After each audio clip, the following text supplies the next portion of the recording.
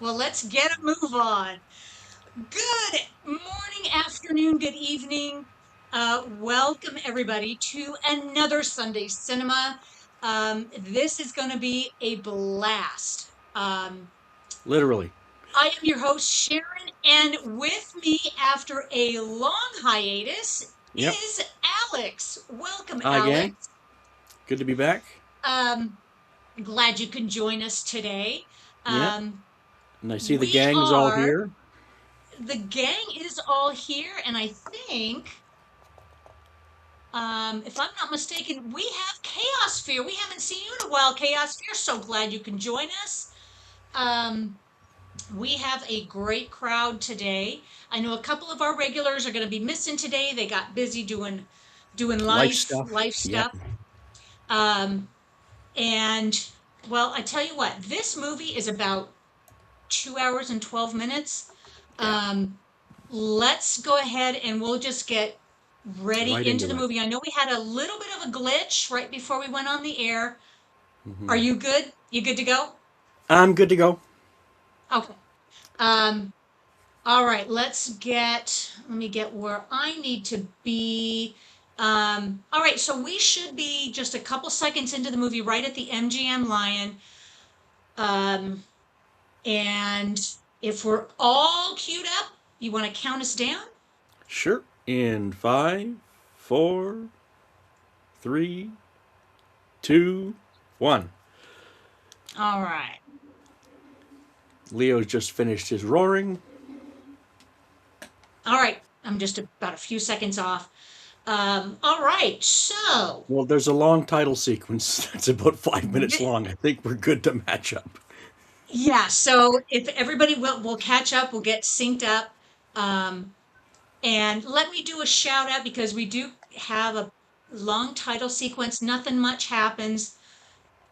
This movie, I think, above most of the other ones we have seen, I am going to miss the audio. Having to mute it and have subtitles. Yeah. Um, I just forgot how enjoyable the soundtrack is, the music. Yeah. It really adds to the movie. It Um, does. but that's okay. I can't listen to two things at once. No, this is All true. right. So let's see who's joining us today. All right, out there in YouTube land. Okay, the guy just got shot off his horse. That was a good Yep. shot. Really good shot. All right, Yep. out there in YouTube land, we have Miss Swift.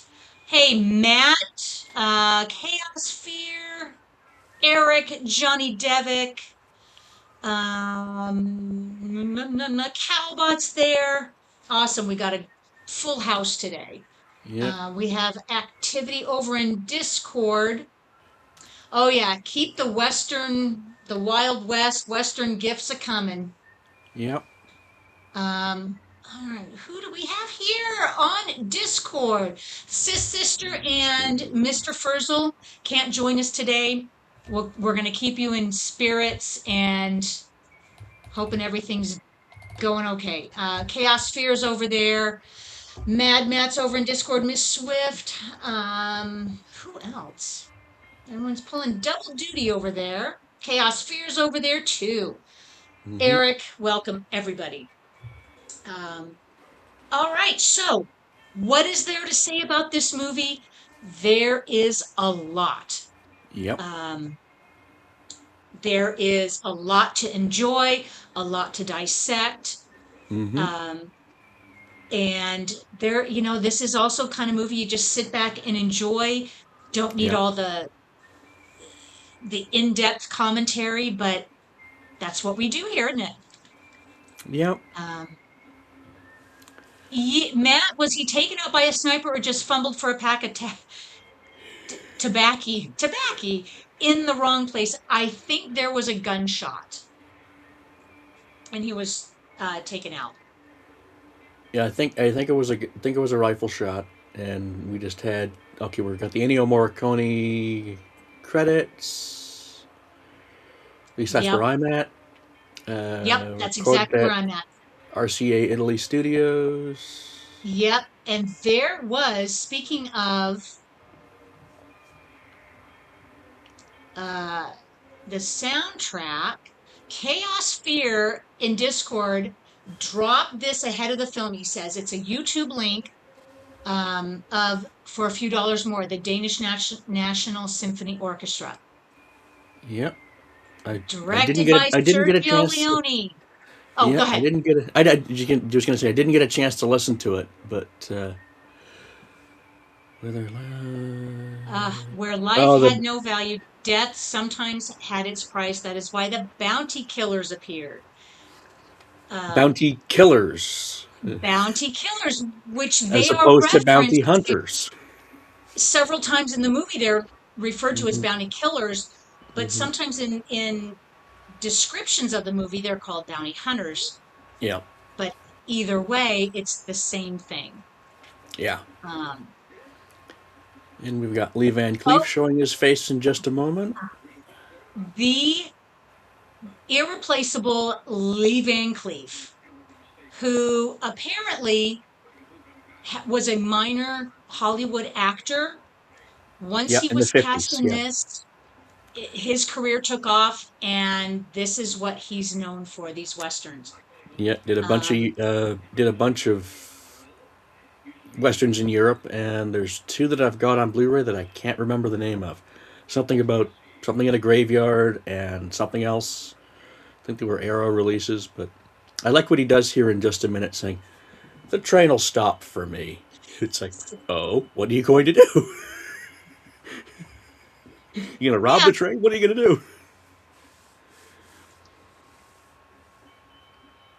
um, this is just a great introduction. What a badass. Mm-hmm. Uh, so this movie came out. Oh, Oh, what Matt year is was saying that? copyright 1965, just like me. Yep, came out in 1965. Yep. It was an Italian, I think the Italian studio was the one who funded it. I don't think it was American? with, Not at all. yeah, I think it was just the Italian studio Mm-hmm. that funded this, produced it. It was Yeah. made in Spain, like a lot of the spaghetti westerns. Mm-hmm. Um, and of course, very successful, probably more successful than its predecessor, A I Fistful of think it Dollars. was. Yeah, I think it was. Now, Yes. for as fast and as hard as that train stopped, his horse is in very pleasant demeanor. I would have thought his horse would have been rattled around in there, but nope. Yep. So apparently this is how they made wanted posters back then. Of course, there was no, they couldn't photograph, they just kind of sketched the guy. Yep.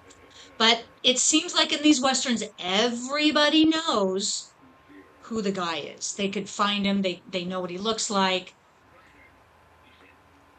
Um, Well, when they're the bad guy with the reward, everyone knows who he is, but no one's gonna go up against him. yep. That's why And Tombstone's okay, so fun, where the Earps say, "We don't care, you're coming in." yep, yep. Has anybody not seen this before? Has anybody seen this a million times? Has it been a long time for some of you? Oh, it's been ages I'd for like me. to kind of know everybody's impression coming into this today, um, whether they know it backwards and forwards. And it sounds like a lot of you have it on DVD. It really is a fun one to watch over and over. Oh, Miss Swift, I don't think I've seen it. Ah, hold on to your hats. You'll love this.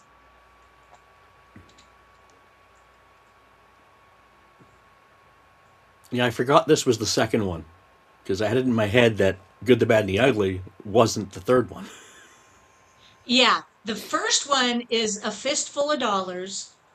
That was the one that kicked the spaghetti Funny. western Oh, genre into yeah. high gear because up until then, apparently the Italians had been doing the westerns and it just kind of died because they just didn't land.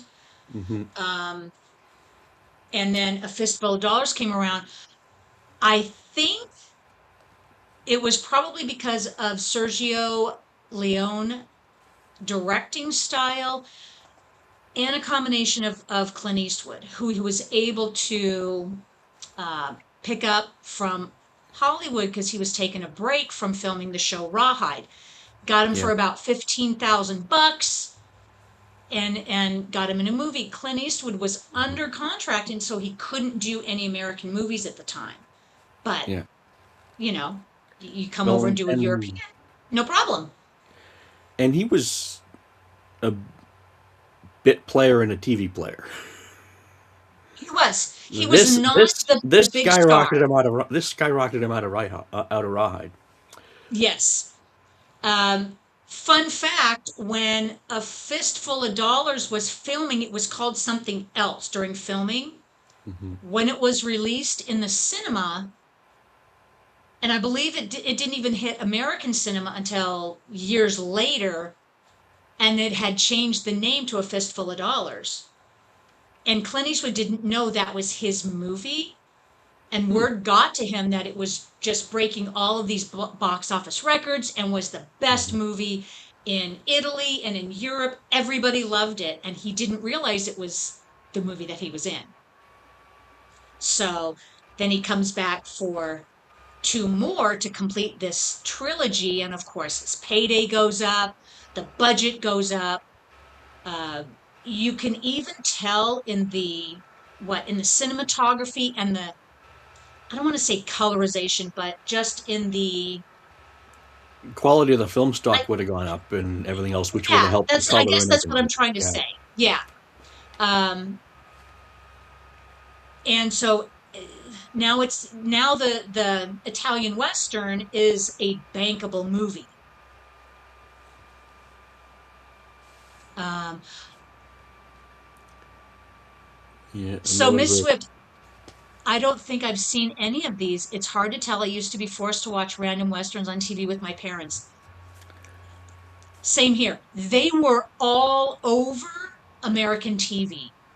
Well, it's because they made a crap load of them and they were cheap to make. They were. And it was because the Italians just, they chewed them out, spit them out, and then everybody copied. They ripped each other off, and no one cared because it got people in the cinema. Yeah. Um, Because this still is the time when television was kicking cinemas behind mhm. for outside of a Ben Hur or anything of that magnitude, which was a Yep. cinema event. If stuff was going to be on TV, it was this was all disposable entertainment anyway. So if you can get people into the theater to watch something versus at home watching a rerun of Rawhide or Stagecoach or ancient 20s, 30s, 40s westerns, watch Yeah, something new. exactly. And this was exactly um, the style, the composition, the storytelling Hmm. that kicked the westerns into high gear. Yeah. This is not um, this is not what a copy of Hollywood westerns No. pre 60s.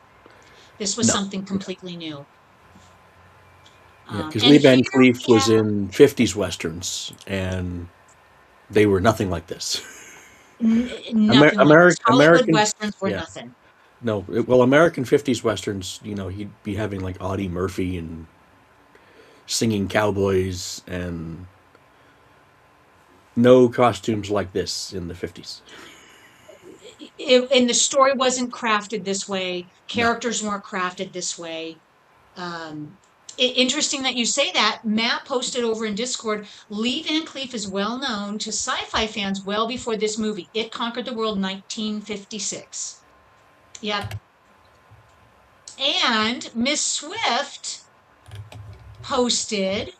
I just had McDonald's yesterday too. Okay, so Lee Van Cleef, she posted Lee Van Cleef Master, the complete series. That was I, I'm not actually, I familiar. believe that was after this movie, wasn't it? Based on his white hair and bald head, yes. I think so. Oh yeah, he became a big star because of this. Yeah. Yeah, and I see you guys are posting Bonanza, talking about Bonanza. Yeah, this is nothing like Bonanza. Yeah, Miss Swift from the 80s. Okay. Yeah. Um, Yeah. Yeah. If this is Gunsmoke was like this, it would have been rated R. mhm. And interestingly enough, though, the the blood in these movies is non-existent Pretty because much. these filmmakers weren't into the Gore. gore. It Yeah. wasn't about the graphics. Um, all right, so we're kind of well underway into the movie. We're introduced to two of our bounty hunters slash killers. Um, we have, okay, they call him the man with no name, but There's a deleted scene on the Blu-ray where he's given a name and it was cut for a reason. really, what was his name? I forget. I didn't write it down. But they it was in the name, and then United Artists, who released this in the States, said, "Can you cut out where it says his name?" They're like, "Why?" I'm like, because we like the man with no name moniker. So there can be, further adventures of the man with no name, further adventures of Brian or whatever the guy's name is. Not I not so much for pulling an audience. I'm pretty sure it wasn't Brian. Um, Pretty sure if you pay attention later in the movie, there is a throwaway name that one of the characters throws at him. Obviously, it's not his real name, but it's just a Hmm. throwaway name. Let's see if you guys can catch it, but it's not till later. And Hmm. also um, I think it was in A Fistful of Dollars, they did it as well. So he's had several names thrown at him, but yeah, you're right. Hmm. I don't think any of them are really his official name. So Yeah. he's just now like bounty hunter number one. Then we have Van Cleef, who is Mortimer. Yeah. Interesting dynamic, introducing a bounty killer all wearing black. So it's not easy to determine whether he's a good guy or bad guy Yeah. in in the day of this when it came out. It would be bad guys wear black, the good guys wear Hmm. white. Yeah. um, but not so much with these Italian westerns. They blur the lines and they have very complex characters. um, what is known so far is they are out for money, and that's a lot of money back in the day. 2000. It's something to sneeze at now. But back then it would have been. Yeah. It's like what's in Good, the Bad, and the Ugly. The gold in that. I think someone did the math on how much the gold would be worth. It's like a couple $1 billion. Something like that. Yeah. Exactly. And that's a whole ton of money. That's inflation for you. Yes. Yes, Chaos Fear got it Manco. And I believe in a fistful of dollars, I think they call at one point someone calls him Joe. Or is it this movie? It's hard to, yeah, they call him Joe at one point. And then some other names have been floating out there. Brian. There we go. Who's posting all those gifs? Matt is posting some really fun gifs. There's Eastwood as Dirty Harry, Make My Day. Oh, yeah. Um, Yeah, he's not the Messiah. Yeah, um, yeah. I tried to watch the whole trilogy yesterday, and I got up until The Good, the Bad, the Ugly, and couldn't do it. Well, That would have been something, though. it's like sitting down and watching the extended Lord of the Rings for Mm, a day. You There's a reason they're on 6 discs. You can take a break after every disc. exactly. And you know what? In this trilogy, they get steadily longer. The first one's an hour and a half. This one's a This little one's over 210. 2 hours, Yeah. and the third one is like 3 hours. Oh yeah. That's a And big chunk. then if you really want to hurt yourself, Once Upon a Time in the West, which is like 4 hours long. Mm. Okay, we need a break.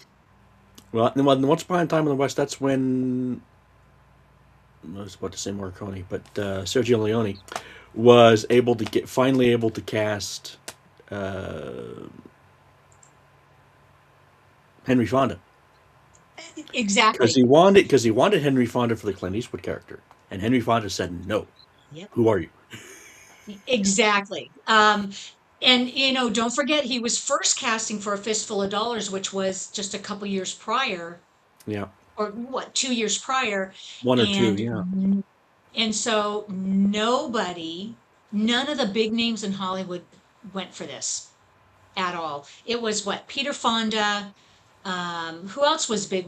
I know Charles Bronson was in Once Upon a Time in the West, yeah, but which I don't know if Charles Bronson was approached for A Fistful of Dollars. I know Henry Fonda was the go-to guy. yeah. Um, Actually, I think I who misspoke. else? They wanted him for the Lee Van Cleef character, and then Lee Van Cleef said yes. So, Who was big back then? oh God, I know there were three people that Leone went to cast, and they all said no. Lee Oh, Marvin, okay. Bronson, somebody And else. Jason Robards. I think Jason Robards was a big star back then, Yeah, but he turned it down too. yeah. Lee Marvin turned it down. A bunch of people turned stuff down. Uh, Chaos Fear, Once Upon a Time in the West, back to back with Heaven's Gate will be here till next year. Oh, Oh, that was yeah. Miss Swift. Chaos Fear, yes. Once Upon a Time in the West in America are like 3 to 4 hours each. I mean, they're just epic. Oh, Oh Miss Swift, man, thank you. And Alan Ladd was one of them too. was Alan Ladd? Oh God, trying to remember when he died. Alan Ladd. Yeah, I'm I trying to can do a remember quick search. if he would have been alive for these. No, he probably would have been because no, Alan Ladd Jr. Okay. Alan Ladd passed in 1964. Okay, yeah, so he would have Alan been. Ladd He would have. Alan Ladd Jr. only died a couple years ago. Jr. Yeah, Alan Ladd Jr., who we can thank for many wonderful movies coming out of Fox in the late '70s. exactly. And I believe Alan Ladd Jr. was the one to um what, He okayed Star help Wars. He helped. George Lucas get that off the ground when everybody else Yeah, rejected it. yeah, and then when he broke off and built the Ladd Company, we can thank him for. Why is my brain saying Outland when it's not Outland? Uh, Blade Runner. Okay.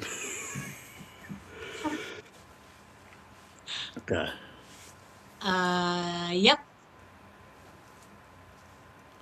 And Alan Ladd Jr. won an Academy Award for Best Picture in 1996 for what movie? Anybody remember? What won Best Picture 1996? English Patient? No. Close. And trust me, the only reason I know that is because I just did a quick search at Ladd Jr. I would not have remembered this. Yep, 1996. What won for Best Picture? 96, that would have been the movie year 95? Y- Uh, yes. Ooh. In 1996, so that would have been the The movie year year. 1990. Ooh, God. Remains of the Day. Anybody remember? Howard's End? No, that was almost the same period. Okay, hint. Mel Gibson, Oh, Braveheart. Yeah, yeah. Braveheart. Yep.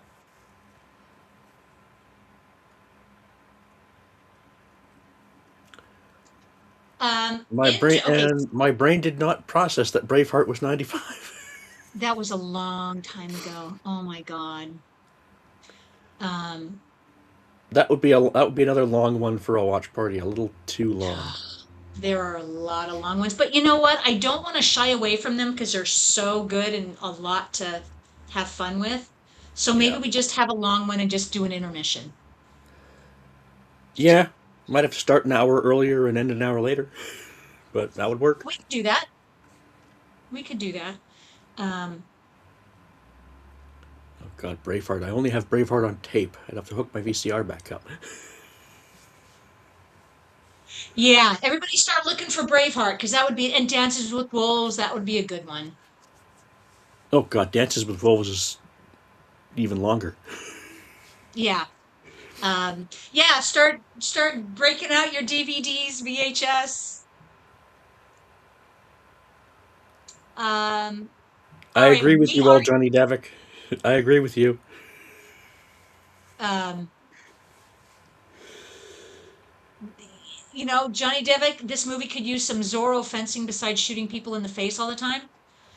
That's what these Italian westerns are known for. Yeah. Apparently, when these directors were making all of these movies, there was this unwritten code that something has to happen every 10 minutes. There has to be an action scene, there has to be a shootout, gunfight, a, a fist fight, someone dies, and it really does keep the momentum going. Yeah. I don't It know was. It was. how Well, it true was. that Yeah. It was is. almost. Well, it was almost 20 minutes before Eastwood shot the guys at the bar and took the bounty. And now we're just getting into the plot. So 20 minutes, half an hour for first shootout, and then the plot happens. Yeah, and now we're really getting into the background of Indio and his depraved mind Hmm. um, and behavior. There's a lot of characters in this movie that were in A Fistful of Dollars and that show up in The Good, the Bad, the Ugly. There's a lot of crossover. Um, and Well, of course, why not? it's all a continuing story. So, well, is it the character showing up again or the actor showing up again? The actors. Okay. Yeah, sorry, it's the actors, not the character. Oh well, Um, that's just Ennio Morricone's, not Ennio Morricone. yeah, Yes, Ennio Morricone's. No, Sergio Leone's acting troupe. yep. And they just kind of follow from movie to movie because they're Hmm. becoming big stars at this point. At this point, Yep. um, and I believe the heyday for the Italian westerns began right after World War II in like from 1944 to the 50s. I think it was when Italy had this awakening and freedom to start making cinema and making their own movies, and then it just kind of took off from there. Oh, Johnny Devick is asking, was this all filmed in Italy? I believe it was all filmed in Spain, and a lot of the sets were used in a lot of movies. The sets were reused in this movie, and I believe The Good, Bad, the Ugly was using the same set. Fistful of Dollars, the little town, is the same town here. Mm-hmm. Um, Not the same and set as the Three Amigos. that's a really good question. Was it was it the same set? Well, Yeah. yeah. Um, No, I was thinking of the Steve Martin movie, The Three Amigos with Martin Short. yeah. They're all in California and pretending to be in Mexico. Um, mm, mm, yeah. And that's interesting because Hollywood films in the US and tries to make it look like an overseas picture, And but then they film in Germany to pretend it's California. exactly. And that's what these Italian directors did as well, to give us, the audience, the appearance that this was happening in the West, like the Hmm. American West. But this is as far from it as you get, because this was not shot in America at all. Yeah. Um, Well, I once you're believe doing it was, interiors, you can shoot anywhere. that's true. And the interiors were filmed in Italy, but the exteriors were filmed in Spain. Leone loved his little, there was a little area in Spain that he usually went to because of Hmm. the terrain, the climate, um, and just the remoteness of it, that gave us the feeling that it was the America West. But it is interesting. The cast and the crew here in these movies are all Europeans except for Van Cleef and Eastwood. Hmm. Um, Johnny Depp says, I read about the filmmaking after World War II with the bicycle thieves, etc. There is a documentary on YouTube. I would encourage you all. It's a fascinating documentary. It's about an hour long, and I think it's called The Spaghetti West, a documentary. I believe that's what it's called. It was made a long time ago, I think in the 80s or 90s. And it did chronicle the rise and fall of these Italian Westerns.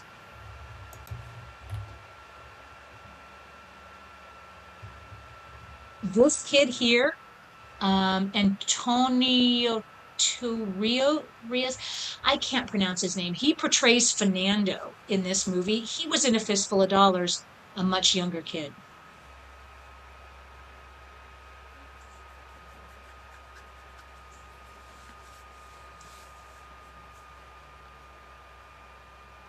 And of course, it's an American, meant to be in America, so they have a Chinese laundry. Yep. Johnny Devitt, we'll try to find it. I wrote an essay when in film school about that area, but there was, of course, only the art movies of the early times. Yeah, and there is a fascinating book. Can you see it? The cover's not so Spaghetti. fascinating, but what's the title? Yep. I mean, it reads like a textbook. Because it probably is one. Um, yeah, by Christopher Frayling, came out a long time ago. And he just dives into the Italian Westerns and just so He does much the information. commentary on this. There you go. If I turn on the commentary, it's him talking to me. Yep. Yeah, Matt, nice hustle, kid. Oh, this kid's a hustler, all right. Hmm. Um, Johnny Depp, the color palette is kind of dull compared to color movies in the US of this time, maybe. Um, Well, it's not glaring yeah, Technicolor. It's not like, y- Wizard of Oz level of Technicolor, but it's color. It They could is, have saved a crap yes. load of money shooting on black and white, but they didn't. And I believe the color palette is chosen for a reason because it is a reflection of what the America West looked like. Um, Yes. oh, Sandy and and look at dirty. this. Yeah, What? there's room now. I like that. There's room. Okay, kind of like Mortimer when he stopped the train. Here we go. Manco is coming into the hotel and he's going to have a room.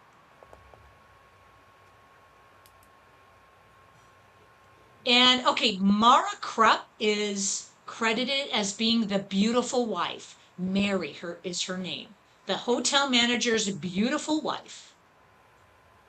And Kurt Zips, that's him right there. He's the hotel manager, but he doesn't have a name. And this is clearly the guy that got booted out of his room. I want my bill. This is the guy. Get me out of here. I wonder what he was said, what Manco said to him. You have 30 seconds to get out before I start shooting. Um, yes, Chaos Fear, that is it. The Spaghetti West documentary. Yep.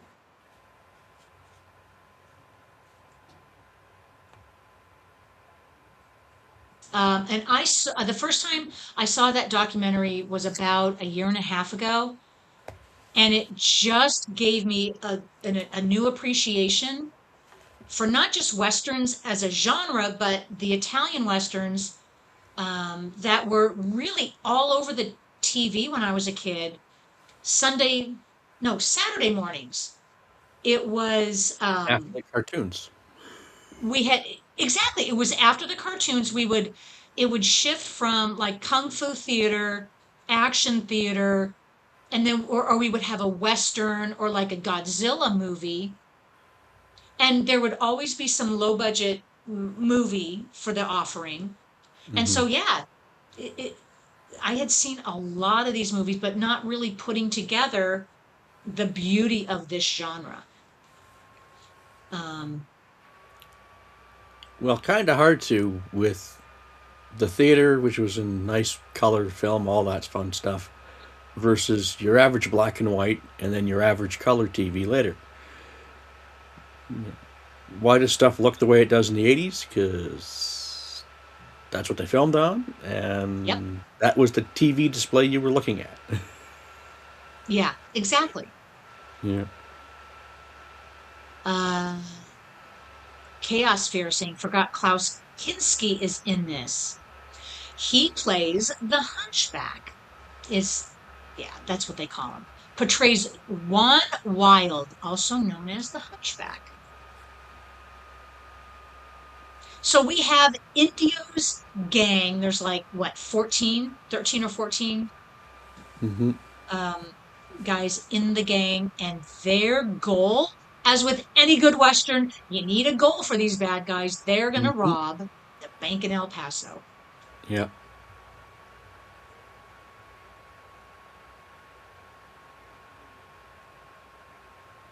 Um, oh, I had a fun fact scroll up here. Um, that the boots that Clint Eastwood wore in The Good, the Bad, the Ugly are the same boots he wore in the Rawhide TV show. Makes sense because they probably made boots to fit his feet. Probably. And he Because probably Raw, loved his because boots. because Rawhide had money, and then he here keep the boots because we can't give them to somebody else. Yep. He probably still has those boots. That is a very good question. They're probably worth a fortune. Some collector buy them up. Um, Possibly. one thing I'm not just the soundtrack, but I'm missing the dubbing of all of these voices. Um, Yeah. knowing full well when the We're handful that of, well, more than that, Well, when they were all All shot, they these, were all speaking their own language. They were speaking Italian and Spanish yep, and whatever, and it was just say your lines. They're all going to get dubbed into whatever language it's going into yep, anyway. So they knew the Spanish yep. guys. So when it got dubbed in Spanish, we don't have to dub these guys. It gets dubbed in Italian, don't have to dub those guys. How much easier was it doing it that way? I Since don't nothing know. was digital, right? Yeah. Um, and that was a purposeful choice when it was being filmed. None of the audio was filmed. It was just video. Hmm. Um, all the background noise, all the gunfire, everything was put in post production. Hmm. So that's why the dubbing is off. Even In every Eastwood, language. Eastwood and Van Cleef even had to dub their dialogue afterwards. Hmm. Everybody had to have it dubbed afterwards, but then whatever country it was distributed would just do their own dubbing, easy peasy.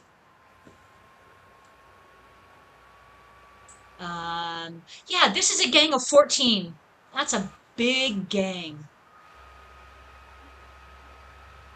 I think that's bigger than the Sharks and the Jets combined. If you watch West Side Story, I think so. Um, that's another long one. oh boy. I'm surprised. Okay, West Side Story, the last good remake, I believe was in the 60s. So we're ignoring Spielberg's version. Ugh, the last good remake. When did Okay. Spielberg do his? Like 2019. It was right around the pandemic. Ugh, did 1920, he and really? then yeah, Robert Wise did his in like 1960, 62, something like that. Um, yeah, the original I think was early 60s, mid 60s. Maybe That's right. 65. Yeah. West Side Story was in 2021. Okay. Yeah. We're just, does that sound right? Sounds about right. Yeah, because they would have filmed it during during Maine lockdown and all that stuff. And yeah, I will say the age of the actors made the age of the characters look more appropriate in Spielberg's version versus the age of the actors in Robert Wise version. I can never tell if they're meant to be high school, just out of high school, college age, when some of them straight up look 35. Kind of like And, the movie Grease Effect when you're hiring oh older god, yeah. actors to When portray. yeah, when Stockard Channing already looks 40, she wasn't, but she She, I know. We could go off on that. There's no way she could pull off a high schooler in that movie. yeah, well, and it's Uh, like you look at Stockard Channing in that and Stockard Channing in early West Wing, clearly 20 years apart, but she had reached an age at Greece where that's how she looks now. yeah. It's like Martin Sheen. You look at early Martin Sheen, he doesn't look like he did in the West Wing. What was it? Yeah, Badlands? absolutely. Like Badlands, Apocalypse Now, and then Wall Street's when he starts looking older, which would make Yeah, and sense. instead of, Which would make sense considering Charlie Sheen was already in his 20s and so was Emilio Estevez. yeah. Um, and you should, in Hollywood, you should just accept that everybody ages, Yeah, and there comes a time when you cannot play the ingenue anymore. yeah. Um, And you but shouldn't be playing Hollywood, the teenager anymore. well, yeah, but sometimes there's no roles for when you're at that age, I guess. And a lot of women True. in Hollywood do complain about that. There are no acceptable roles for Oh when yeah, you're in absolutely. that. Yeah. No, it's you go from 20s comedy rom coms, whatever, and there isn't really a bridge until you're in, I don't want to say Maggie Smith territory, because she was maybe 50 when she played Granny Wendy and Hook in it, and then that just sparked everyone's brain to think she's older than she was. Right. But even Angela Lansbury, she played up, like aged up her almost her entire career. And the Because she Golden was, Girls did too. The Golden Girls yeah, were a lot younger than what they were made to portray. yep. Um, Well, they were in it's their 40s playing 40s. 50s and 60s, yeah. Yep. And Betty White still outlasted them all. And Estelle Getty was, She was the I think she youngest, was and even, she played the she was oldest. the youngest, and she had to Yep. be in her 80s.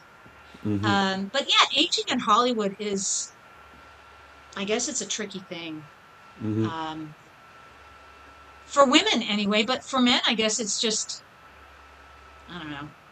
Well, I'm it glad is. I'm not caught up in It's that. you kind of look at that. It kind of is for men too. It depends on what roles come their way. Like you might have someone might have done a bunch of stuff in their 20s and 30s, or as one actor I think said, they get on a show in their 20s.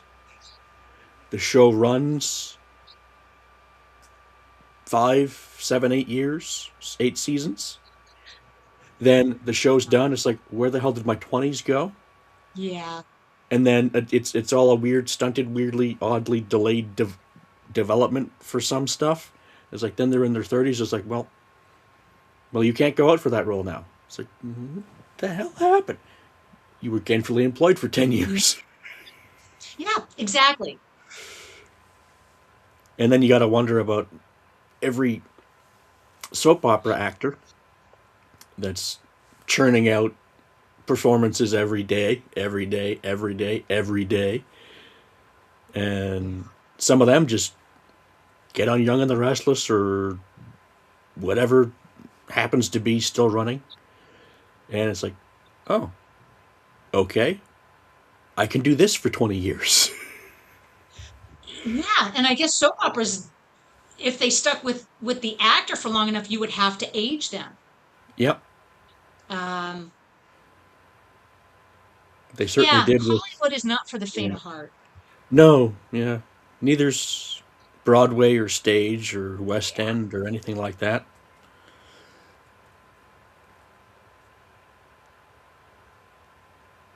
Oh, this is a great scene, and the way that they have shot it. They are the Split bad diopter guys, the lenses. gang Yeah. are You're in scoping out the bank. focus, you're in focus, and you're in focus. Yep, I wish more people would photograph like this this instead of is an having focus amazing zooming. shot. Yep, and they are scoping the bank, learning the routines. Yep. Um, oh, this is a great scene. A little bit of humor, Hmm. a little bit of humor dotted throughout this movie, and they are the bounty hunters, bounty killers are in sync.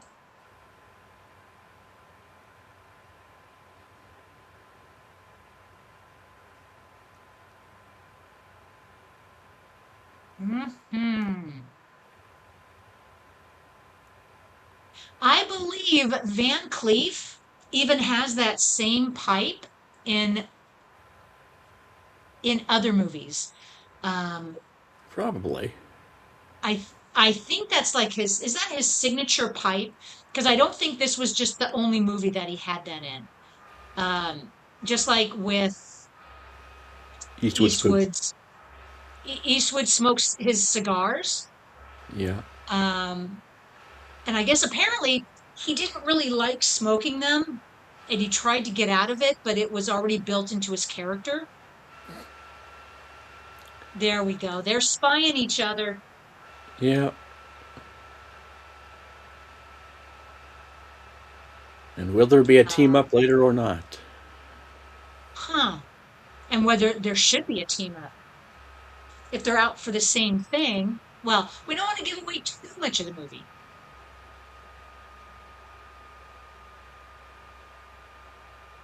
Okay, so he just happened to be going through old records and now he knows that there's another bounty hunter on the job.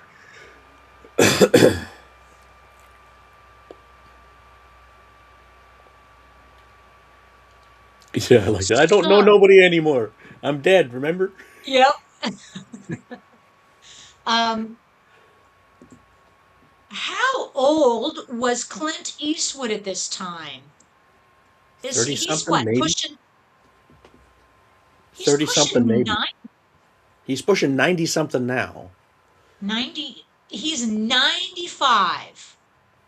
Same age as James Tolkien. Okay. Um, So he, so he was born uh, in 30, so he was early mid, 30s at this. early mid 30s, yeah. Yep. And I think Lee Van Cleef was just a little bit older. Um, Well, what's his birthday? I That is a very good question. Van Cleef, I know, passed away in like the late 80s. Yeah. He was 65, so he's um, just a little bit older. We can do a quick search. What's Lee Van Cleef tell me on Wikipedia? Oh, there we go. Yeah, he was about 5 years older than, Yeah, born in yeah. 25. Died in 89. Oh, and if you pay attention, Oh, yeah, he was in Escape um, from New York. Okay. God. was he? Oh, Yeah. yes, he was. Yes, he was. Hey, someone over in a Discord post a picture of him in Escape from New York. He was, wasn't he? Yep. There you go. Matt, you are on it. Um, And there's 27-year-old Kurt Russell. young Kurt Russell. Yeah. Um, I saw an interview with him because he was out promoting that MonsterVerse show he's on with his son Wyatt. And someone had you know, brought up to Wyatt or something that, people have people asked you to, because you do look so much like your daddy, and he does. Has anyone asked you to bring up, playing young Snake or young this? And went, yeah, but then I have to remind them, I'm in my early 40s. I'm not 27. I'm glad you think I look 27, but he did, you know, Escape from New York, The Thing, and Big Trouble Little China in his late 20s, early 30s. He's like, I'm at least a decade past that, so no.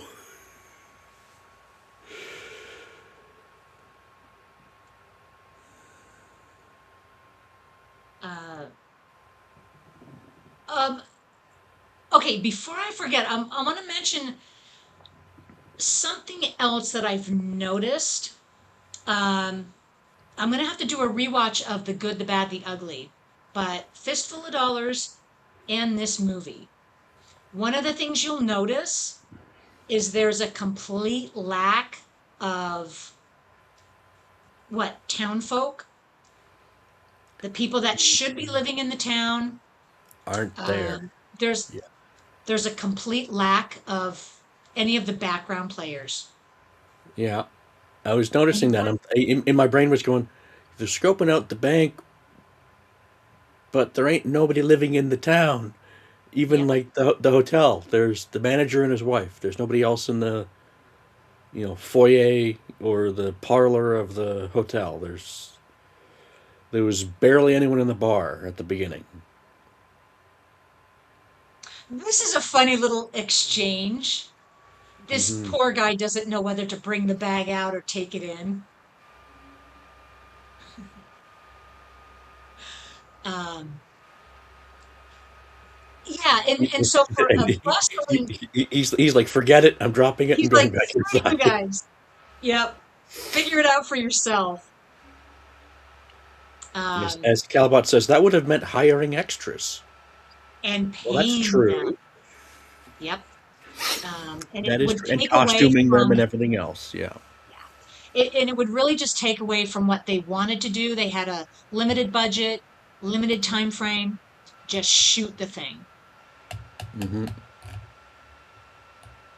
But yeah, over time you notice that there's a complete lack of background players Hmm. to give you that feel that it's a real town.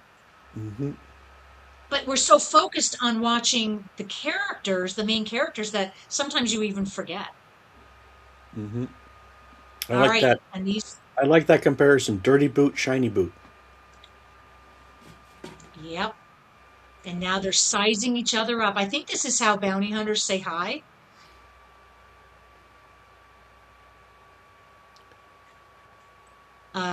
Johnny Devick, we are about 54 minutes and 40 seconds, where Mortimer and Manco. Joe Or, Manco are sizing each other up.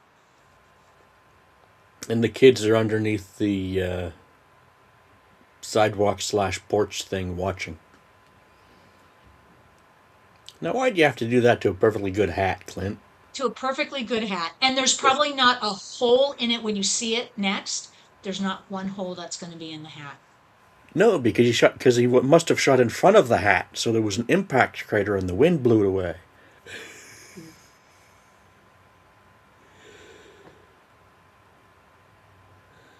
Um, yeah, okay. Matt also posted a picture of a very young Kurt Russell on the set of Gilligan's Island. Yep, very young.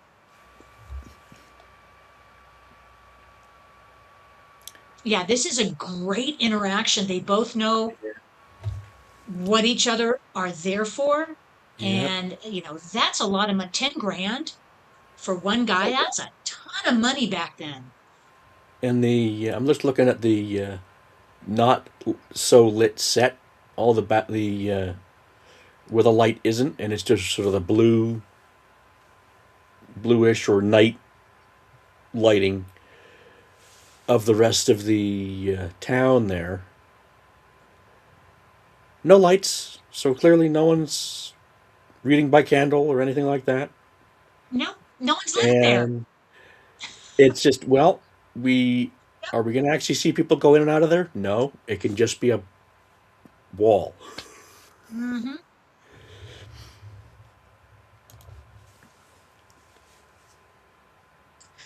And I think it was even more noticeable in A Fistful of Dollars, where you have this town basically under siege by the two rival factions. Hmm. There's a complete lack of the town folk who are worried for their safety. Now, if there are no bullets in Clint's hat, Lee Van Cleef is a worse shot than we think. Or I maybe mean, he's you that could great. tell. Maybe he's in the wonder. Well, it's clearly on a fishing line or a string, and they're just Priority. going up and down. But oh well, yeah. Now we can have a Exactly. drink. Yeah, No bullet holes in either hat, but now they're compadres. Now they're what? Frenemies? they're doing the Wesley and Montoya thing where they're giving each other Okay.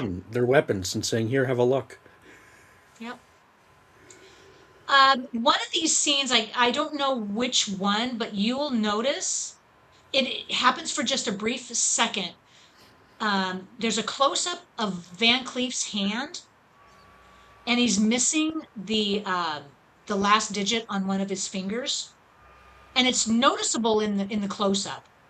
Um, he actually did lose that digit, that part of his finger, in real life, reportedly putting one of his daughter's dollhouses together. That's the story. I, no That's idea how that, that could that's have happened. that's either a hard swing with a hammer or an accident with a bandsaw. It's a rough looking end of the digit, so I'm guessing it wasn't a clean cut. This is why you always hold a chainsaw with two hands. Yes. All right, so now they are doing the math. And Yeah, apparently it well, wasn't just Indio that has the bounty. old Johnny Devick, I think Sergio Leone would have broken the cinematic universe if he did Bullet Time back in 1965. That would have broke the bank. Yep. Yeah.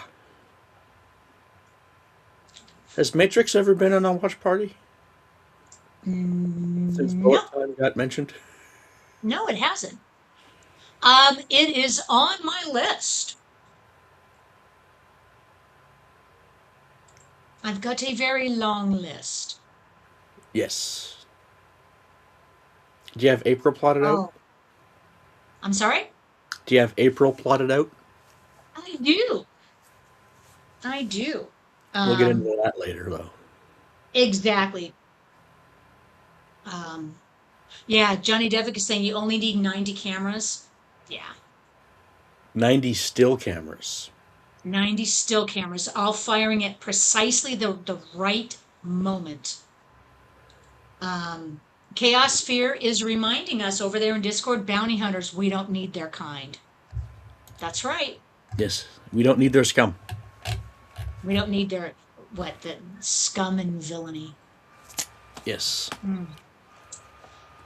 Although, in this movie, they're kind of getting along and they're kind of forming a partnership, which we all know in the movie genres, in every kind of movie genre, partnering up is can only lead to double crossing, crossing, double crossing, triple crossing.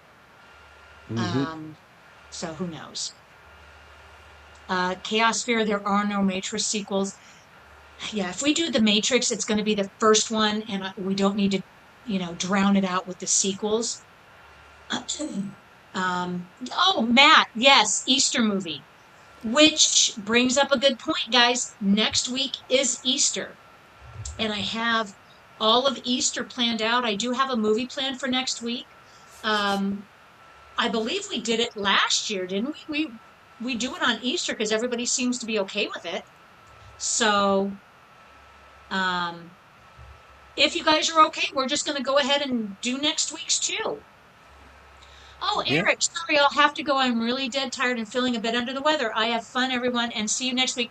See you later. Hey, feel better. Get some rest. Rest up. Have some soup. Um, and I'm going to post for all of April. I'll do one big post and then like each individual. So just pay attention to YouTube and or Discord. I'll have it all laid out. Um, oh, so this interaction with them. Okay, this is key with the watch. That was, I think, where you could see his finger, Yeah. but he's got a very interesting watch.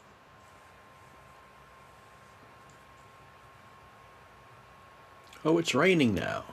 Raining in a western. Wouldn't you? What do you know? They had the shot earlier in the movie where it was raining, but the sky was clear. Yeah, that was a bit Oh, weird. But then that is again, it's depending on the time of year. You walk 5 feet, you're in a mini storm cloud. Then you walk another 5 feet, and it's bone dry. So yeah. that happens. More pocket watches. Interesting. Okay, this is a Yep. theme. This is a flashback from Indio's subconscious. Okay, yeah. It's clearly, you clearly haven't watched this in quite a while. Uh, Yep. So he's going back because he has this thing with his watch. Yeah. When it plays that song, it just weirds him out. And so we're kind of getting into that backstory. It's almost like we're supposed to be feeling sympathy or like a deeper understanding of why he turns to villainy. Well, See clearly he's here, been shot 3 times and there's no squibs. exactly. There's no blood packets. There's nothing. There's a concerted effort on the production not to have the spurting blood because it wasn't about that for them.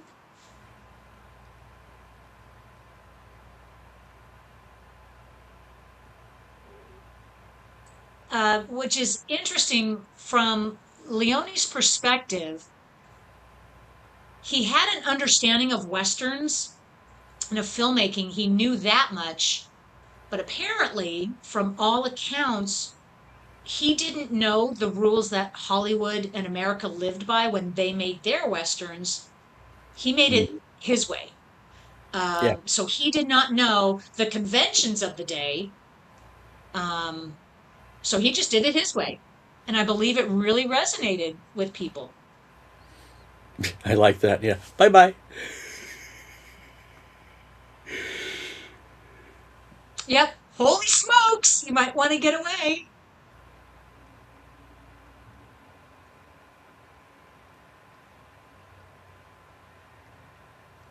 Well, that's one way to Yeah. free a So prisoner. I'm sorry, what? That's one way to free a prisoner. You just blow a hole in the wall. Yep. So this was a direct result of that conversation from before. This is how he's going to kind of integrate himself into the gang. Hmm.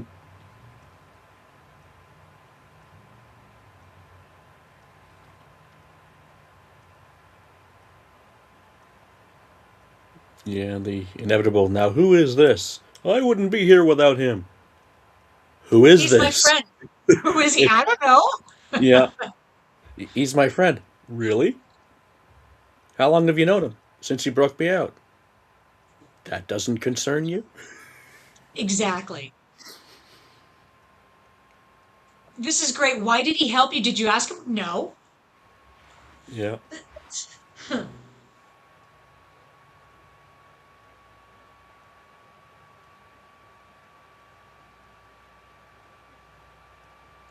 Yeah, there was a little footnote in on my rental that for some reason Eastwood, okay, so he's been a lifelong non-smoker. He doesn't smoke in real life, but yet I was under the impression that he chose to smoke for the character. He's the one that brought the cigar in to the character.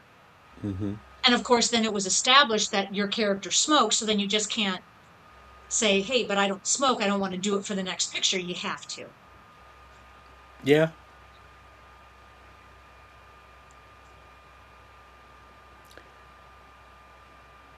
Yeah, that's a little glitch in the Matrix when the Yeah. end of the cigar was shot, then the next scene shows it long again.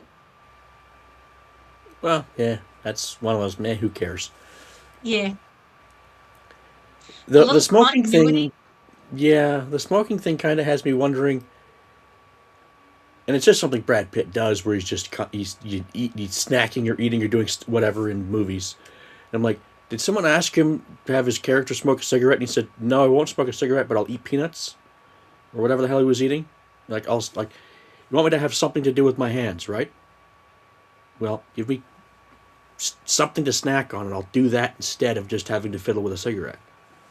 I don't know if that's what happened, but that would make sense. That would make sense. And it does give the character more depth. Yeah, if he's doing something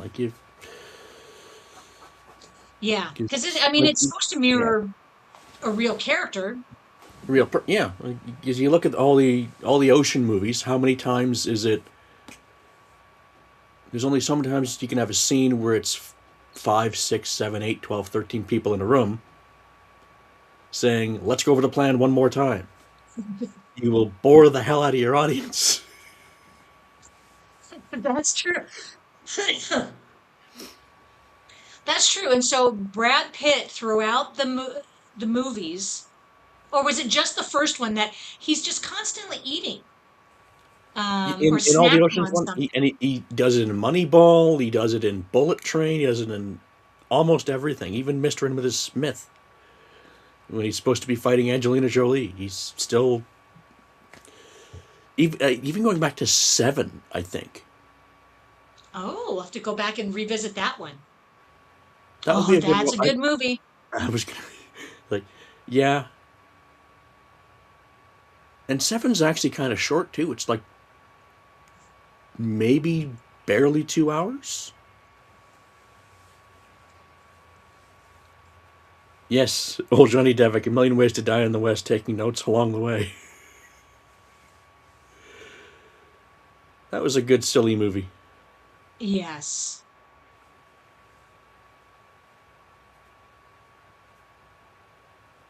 Look at that. Fastest gun in the West. And the horses weren't too spooked. Well, considering the gang, they're probably used to some level of gunfire. And during filming, it obviously they're prop guns, so it probably was just like pew pew pew pew. Yeah, shooting smoke blanks or whatever. Yeah. Hmm. Um, Well, blanks can still be Actually, noisy, but they're not the same type of noisy. exactly. So they're probably just little pew pew guns. Um, so Seven, oh boy, that over 30 years ago from 1995 is actually 2 hours and 10 minutes. Okay, same as this. Okay. But it doesn't feel long. That movie just moves along. Mm-hmm. Um, yeah, so this will be kind of hard to explain. They all went out and only one guy comes back.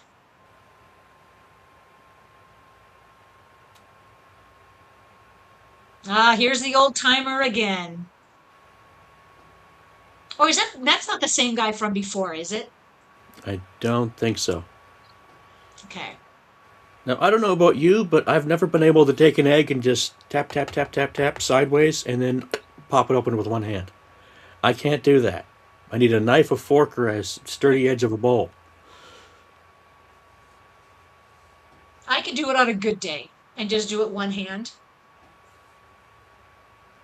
Oh, that's not a And nice it thing to do to depends. the telegraph operator. This is not a nice thing. It's it's crossing the line. So is he a good guy? Is he a bad guy? Well, in A Fistful of Dollars, he was both. Mm-hmm. In this one, how is he playing it? Is he more good than bad? Does it matter? He's just out for the money. So he would be able to play both sides. Yeah.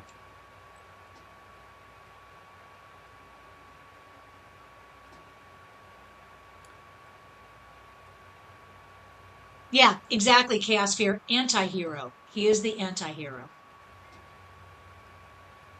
That's done on purpose to to make it not like the old Hollywood westerns where the good guys wore white, bad guys wore black, Yeah. and good always triumphed. That's why Yul Brynner wore black in Westworld in 1970, whatever it was. Oh, Because Yul he's Brynner. supposed to be the bad guy. Then again, he wore black in Magnificent Seven, and he was the good guy in that. So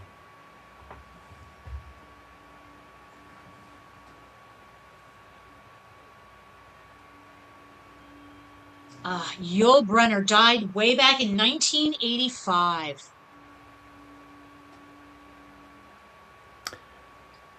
yeah, Wow. he had lung cancer. Yeah, lifelong smoker, I believe. Mm-hmm. And the anti-smoking ad that he did before he died Oh, that's aired right. well into the 2000s.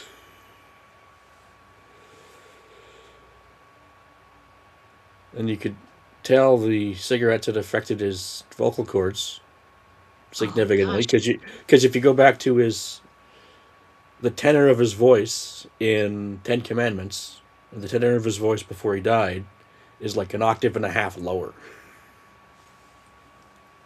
That's right. And I think he did that on purpose because he didn't want anybody to smoke and have it what happened to him happen to anybody else. Um, Well, yeah, he had not yep, a fun time of things. yep. Chaos Fear, exactly. Gorgeous scenery. Um, this Absolutely. is splendid. This is a wonderful area to really encapsulate the American West. Um, Or even just some prehistoric place, because this is yeah, right around where they also would shoot Conan the Barbarian in the 80s. yeah. It's just wide open spaces. Hmm. Um, it's it's easy to hide any of the little villages in the area. Just you just shoot around them because there was Hmm. no metropolitan areas around there. It was Hmm. just wide open spaces. Yeah, and you can avoid shooting the train track by turning the camera 20 degrees.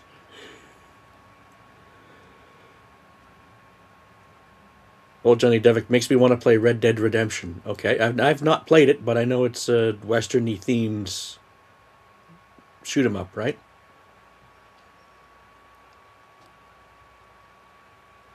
Yeah, that is a good question. I've heard of Red Dead Redemption, never played it either.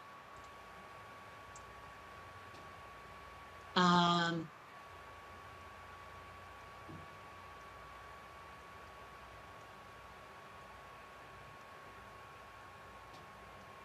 Oh, look, townsfolk where? Where? coming out of the bank. Okay, this is the unsuspecting guard, and we're There's getting into always an unsuspecting guard. There's an unsuspecting guard in Dog Day Afternoon. yes, that's right. Just some guy going to do his job. Yep. But you would think so there's reportedly $1 million in the vault. You would think they would have more than one guy standing guard.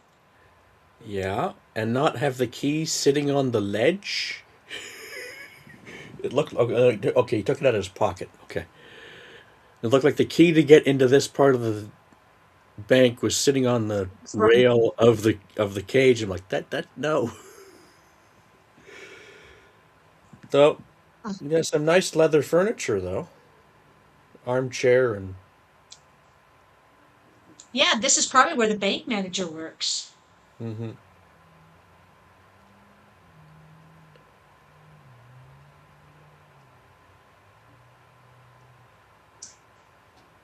Van Cleef's official name for his character is Colonel Douglas Mortimer.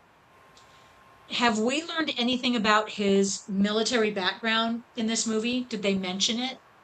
No, but it's probably meant to be was a colonel on one side or the other in the Civil War, in the American Civil War anyway, I'm presuming. Actually, that's one thing I never thought to check is when is this meant to be taking place? Does anybody know?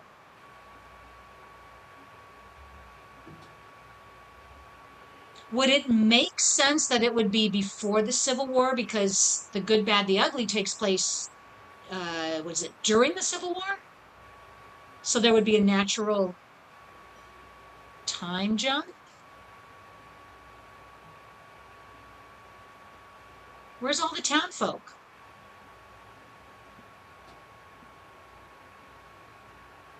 Because now the only people milling around are the bad Are the guys are the bad guys in the bank security?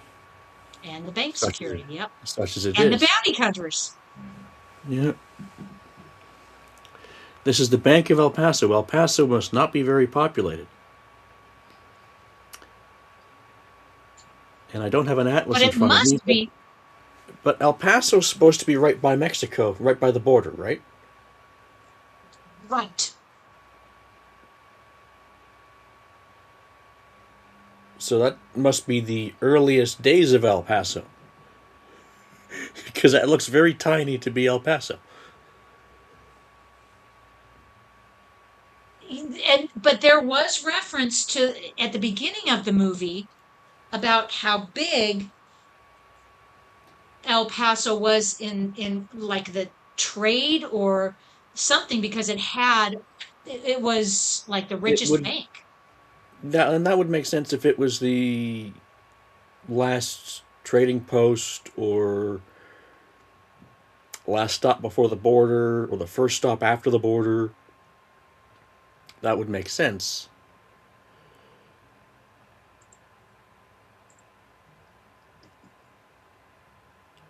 Well, let's look up the history of El Paso on Wiki here and see what it tells me. Um, so it looks like El Paso is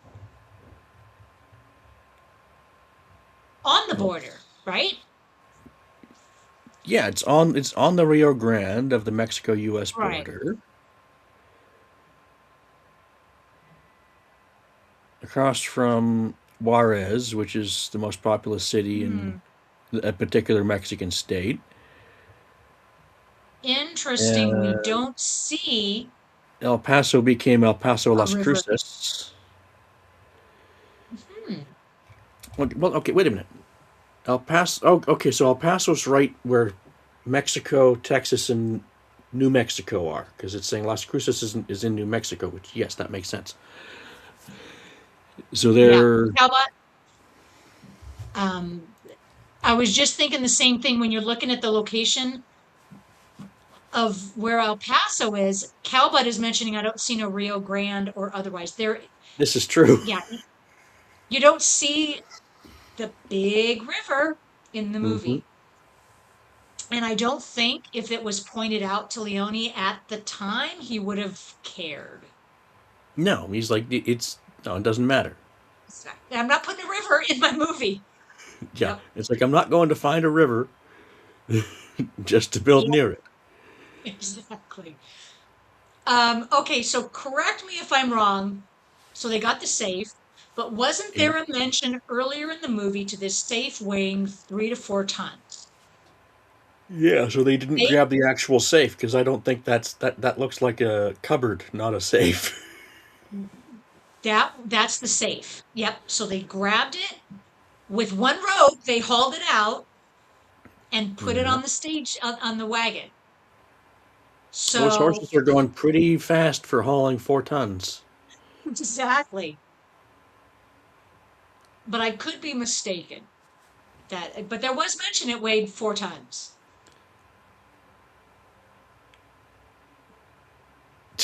Chaos Sphere, Once Upon a Time in Tremors. Oh God. That would be. I don't think. I've only ever seen Tremors 1, so I haven't seen the 8 more of them that got made. But did they ever do a Tremors prequel? Like ancient, like 100 years prior prequel? Hmm. No, I hadn't heard movie prequel.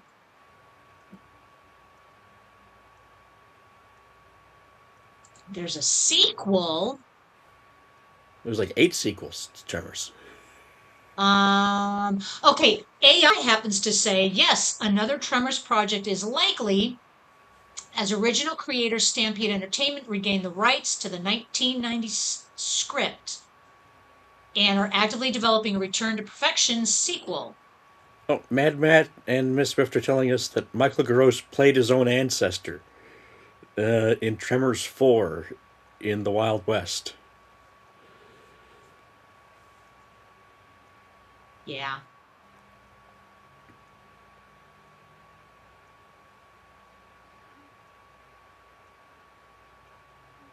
Okay, so the bounty hunters are still in cahoots with one another, even though he just shot him in the neck.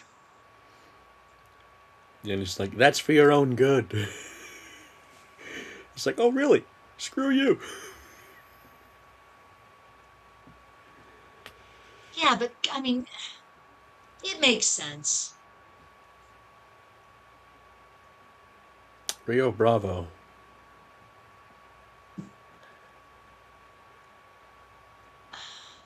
Rio Bravo.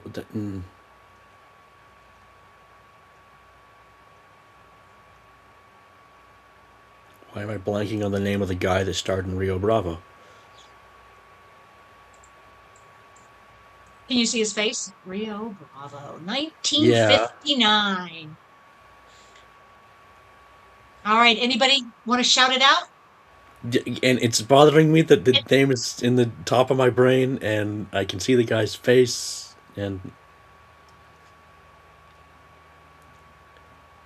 Okay, without searching, anybody know off the top of your head? I had to look. I had to Google it because I'm drawing a blank on it. Rio Bravo, 1959, directed and produced by Howard Hawks, and stars has Dean Martin. Are you thinking Dean Martin? But he's not. Dean Martin's not the star. There you go, Cowbot. okay, yeah. See, yeah. Why the hell did John Wayne's name went blank on me? And I'm like, it's like I'm going through like Gary Cooper. Yep. No. Well, there were so many stars back in the day, right? They Mm-hmm. they were all in the westerns, all big names. Mm-hmm. Um, okay, is Indio gonna fall for that lame excuse that he's given? Mm-hmm. All your other guys are dead. I'm the only one that came back. Sorry. But hey, look, I was shot. Mm-hmm.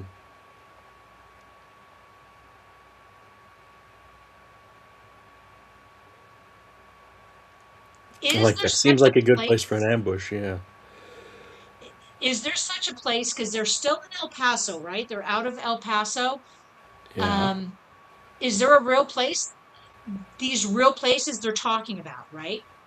Yeah. I couldn't tell you the geographic relation to all of them, but Um, okay, Cal, but they say memory is the second thing to go. I forgot the first. But bum. yes. Hmm.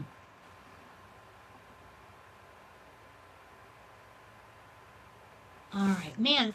Okay, this movie's cruising along. We have 45 minutes left.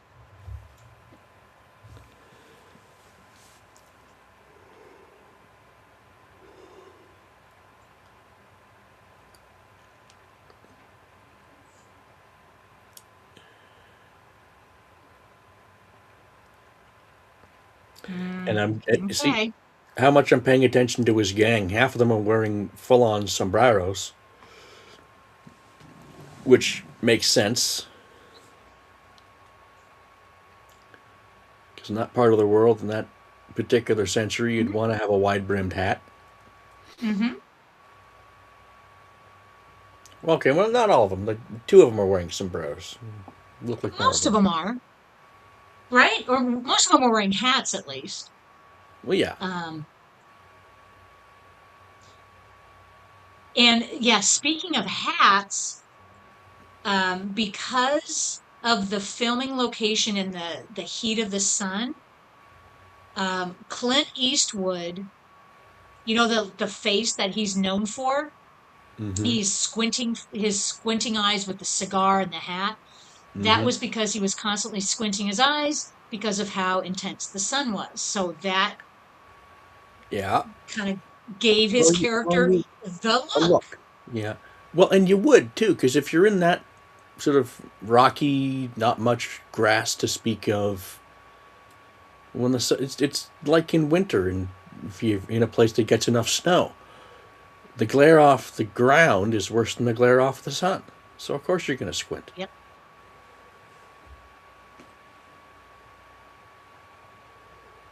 And And it, speaking of snow, yeah, they didn't what have sunglasses or nothing, so which of the Italian directors in this time were the first ones to make their westerns uh, in a rainy environment, in muddy environment, and in snow? There was one of the directors. I'm drawing a blank on his name, but he broke out of the mold of doing a western in these dry, arid areas. Um, and he wanted snow and he wanted a lot of mud, which was unheard of at the time. Um,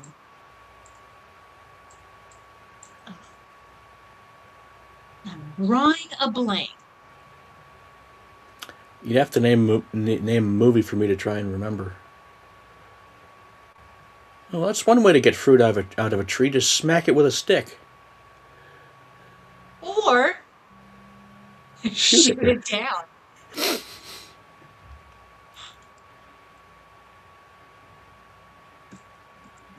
The snow. Yeah, does anybody know the name of the director? And I don't think it was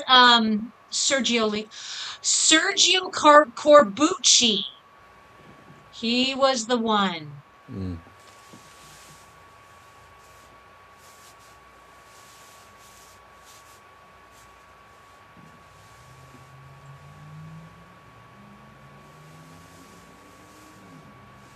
All right, is there going to be another showdown?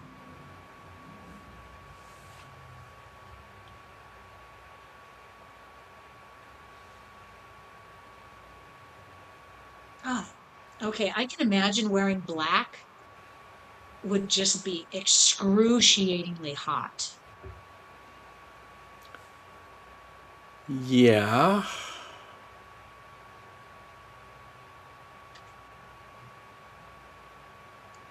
Hides the sweat, though. Yeah.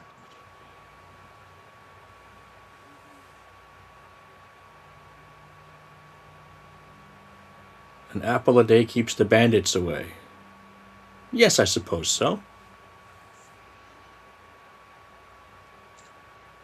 Yeah. Is anybody out eating fruit? No. I can imagine out in the Wild West, their diet consisted of what? Bread, meat, potatoes, broth, something easy. Well, you'd want to have some amount of fruit, otherwise you're dying of scurvy.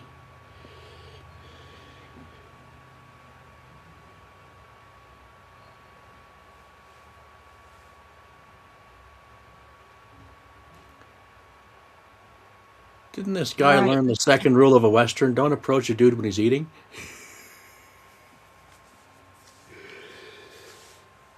Uh-oh.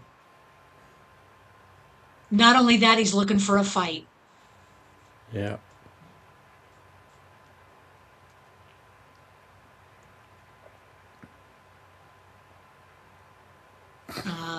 Johnny Devick was saying I was late at work one day and there was a I just Mexican saw that. sombrero and poncho standing in front of me in the dark. I froze, then thought it was a coworker that was just returning from Mexico.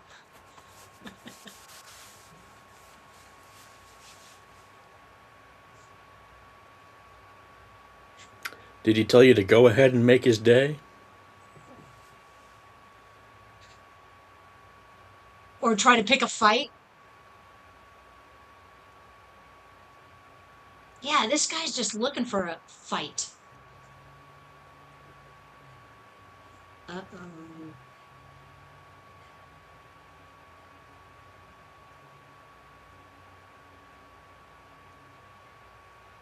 So I know that there's got to be music in the background or Mm-hmm. all of that I'm missing. Stingers from Ennio Morricone at any time Lee Van Cleef touches a gun.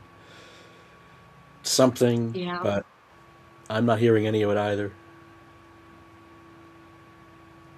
Yeah, and the music, the soundtrack just sets the tone. Who are you? I'm the one who can open the safe for you. Oh, that was a slick move. So he would know that they can't open the safe without blowing up all the money. Well, if the money's in paper, then yeah, you don't want to Hmm. blow in the locks and torching anything.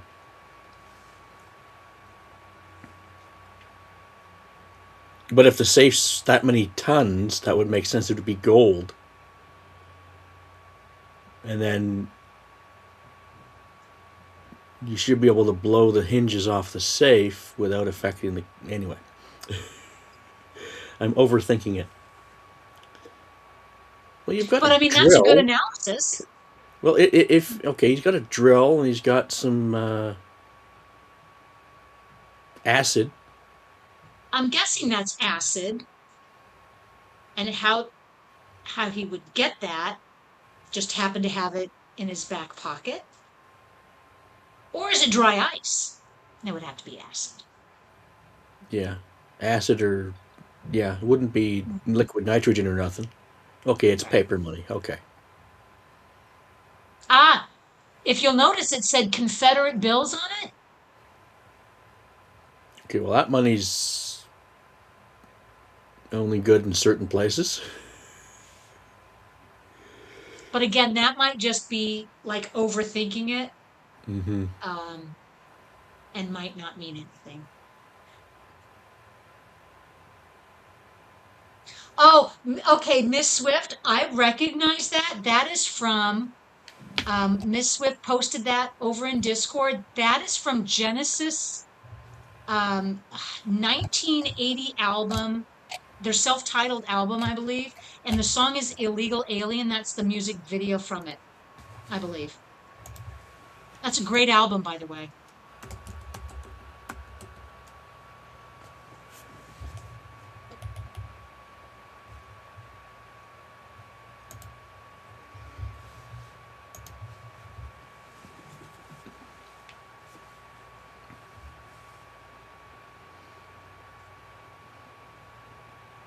Yeah, Matt, he's just been carrying acid with him all along. Or Well, maybe he knew it's this in a glass jar. He's safe, I'm sure. that that was his way, like his in to the gang, so maybe he had it at the ready.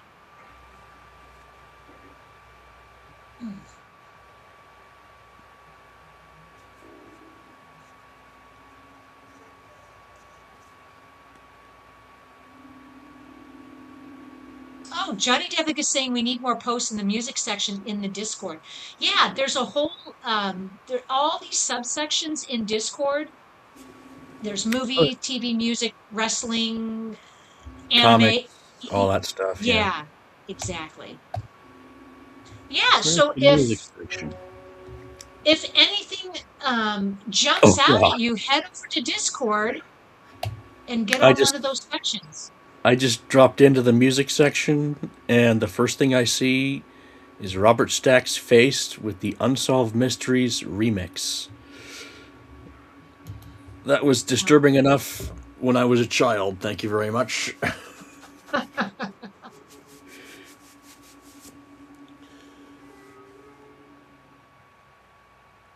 Yeah, there are the Discord channel is pretty darn popular. Mm-hmm. It's got a lot of activity, um, which is great. Oh, let's make sure I get to Oh Watch God! Party Chat. I was checking out all the other ones. I'm looking at. I'm just There we scrolling down. go. Mr. Furzel posted a Terminator Delta Force mashup with Terminator theme and Delta Force theme and Chuck Norris Oh, versus the Terminator after Chuck nice. died. So I'm like, Ah, okay. Trackstar. That's a wonderful channel over on YouTube for all your music enjoyment.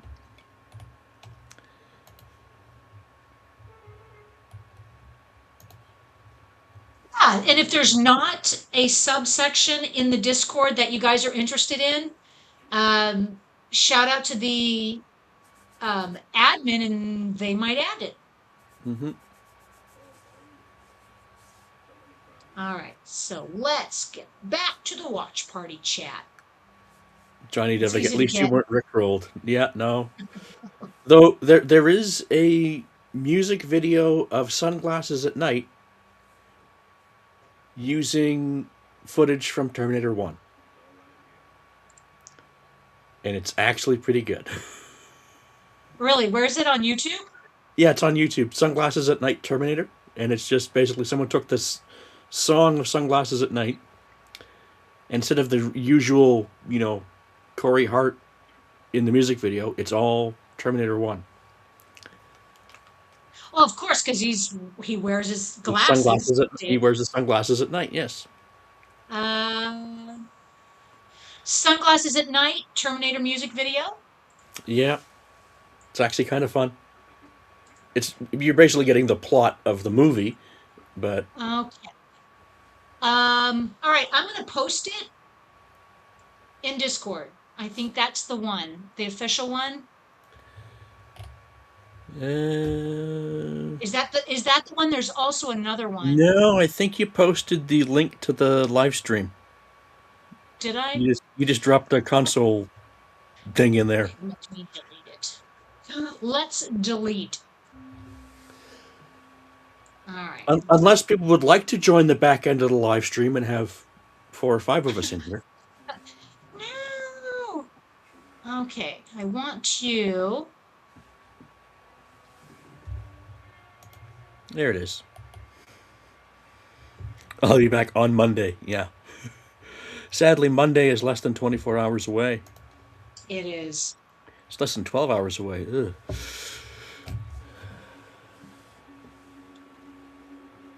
Yeah, Johnny Devitt, Chuck would kick Terminator's ass. No doubt. Mm.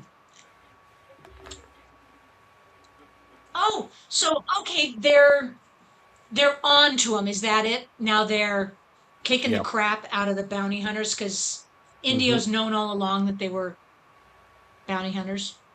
Mm-hmm.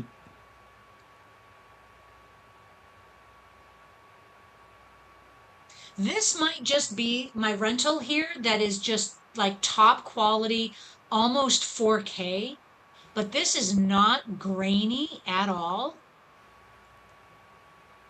My So this has Blu-ray is a got to be some little kind of bit. restoration, right? Yeah. Well, I'm watching a Blu-ray, and that's got good color and as much grain as I would expect for a 1965 Italian-made movie.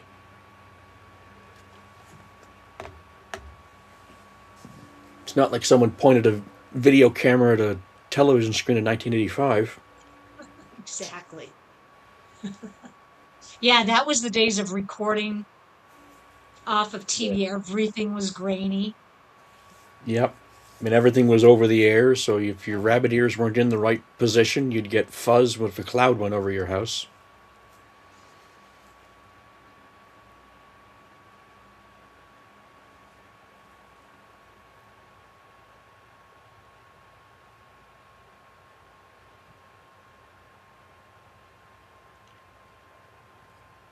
Though I will say it is fun to go back to tapes of movies taped from TV, and clearly someone fell asleep near the end, and there's commercials at the end of it, or you don't have the commercial break pauses, and then you get to see what was the evening news or the late news going to be in 1972, or, well, 92, I should say.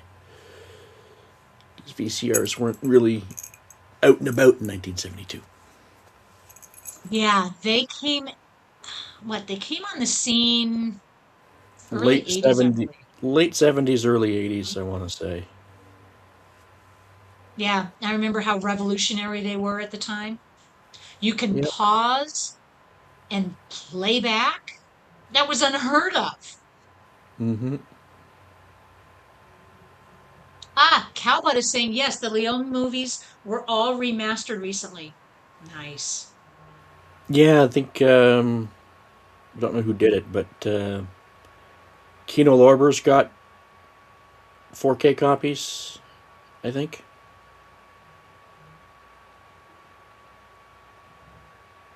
Yeah, I never had beta, Johnny. Yeah. Beta versus VHS. Oh God, the Yeah. Neighborhood Video 2000. Oh, lucky them. But there's a beauty to the simplicity of grainy video, which hasn't been high-tech, digitized, overly corrected. Hmm. Oh, so this scene, this is like a double, triple cross. You don't know what is going on. We're coming into about the last 15, yeah, ish, or not? No, because it goes right, pretty much right to the end of the 210, because all the credits were at the top. Okay. Right. Yep, we got about, all right, we're at about an hour 44 in. We have about 27 more minutes. Yeah. No, I was took me a second to remember. Oh yeah, this is the era when all the credits are at the top of the movie, and it ends with the end, and then you walk out. You don't have 20 Oh. minutes of credits anymore. And not only that, these days they always put some scene at the end of the credits to force you to stay put. Yeah, or there's a mid credit, and you think, oh well, that's enough, and then no, yeah, Yeah. there's got to stay for something else.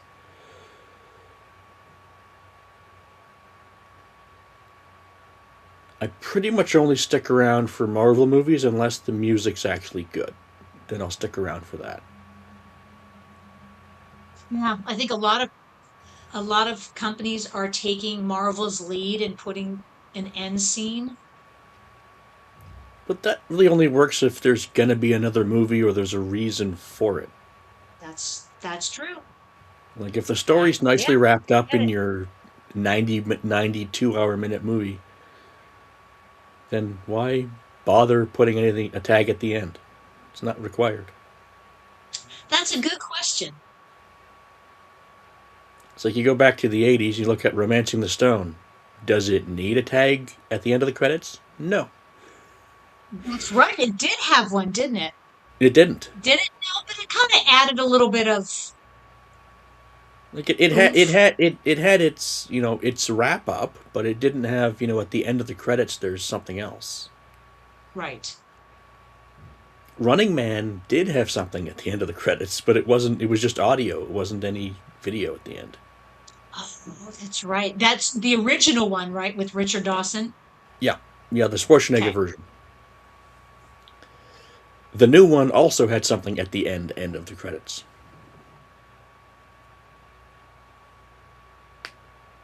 Okay, is it just me or am I now seeing all of these guys are all getting really sweaty? It's got to be so hot Yeah, in these buildings and they're all from wearing now. wool of some kind. Yep. I don't think they're wearing a cotton blend of anything. Um, Well, they might, but okay. Talbot posted over in Discord. Um, yeah, that was from Ferris Bueller. You're still here. It's over. Go home. Go. Yeah, that was a clever, like at the end of the movie, that was yeah, really clever. yeah. Well, that Ferris Bueller that works because he's breaking the fourth wall the whole time, and also the credits are going over Mr. Rooney getting on the school bus. That's right. Yellow's "Oh yeah." That was a fun movie. Maybe we'll put that on the list. Ferris, yeah, That would be a good summer movie. yeah. Could almost do the Summer of Hughes and just go through his catalog. Ooh. And again, we already did Oh. planes, trains, and automobiles. So Mhm. this Oh, home. Johnny Devick is saying my students had to remake a scene from Ferris Bueller last week. They had to translate it and make it shot for shot. Oh, that's clever. Ooh.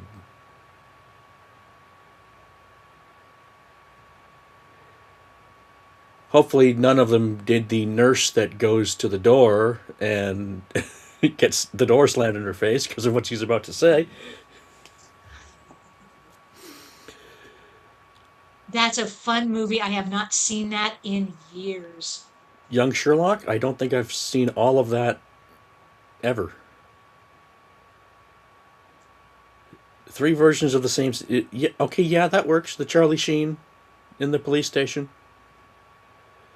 That works because you've Oh, got it. interesting. That works because you'd have to have the two shot and then the opposing shots and then the master before the two shot and then actually there's the establishing shot, the two shot, looking at them from the front and then over each other's. Yeah, so there's a bunch of good shots in there.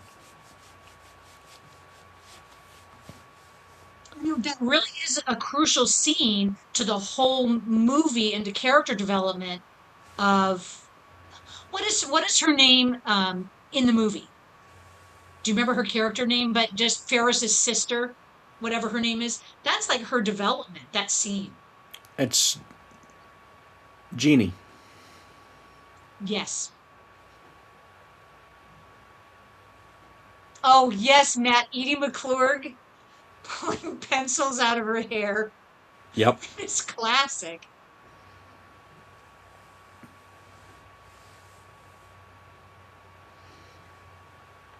Yeah, Well, okay, she's so pulling we pencils are out of her hair and sniffing glue, so that's very much the she's staff assistant you want to have.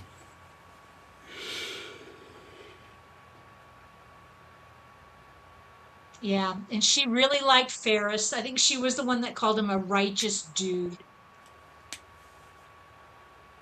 Yeah,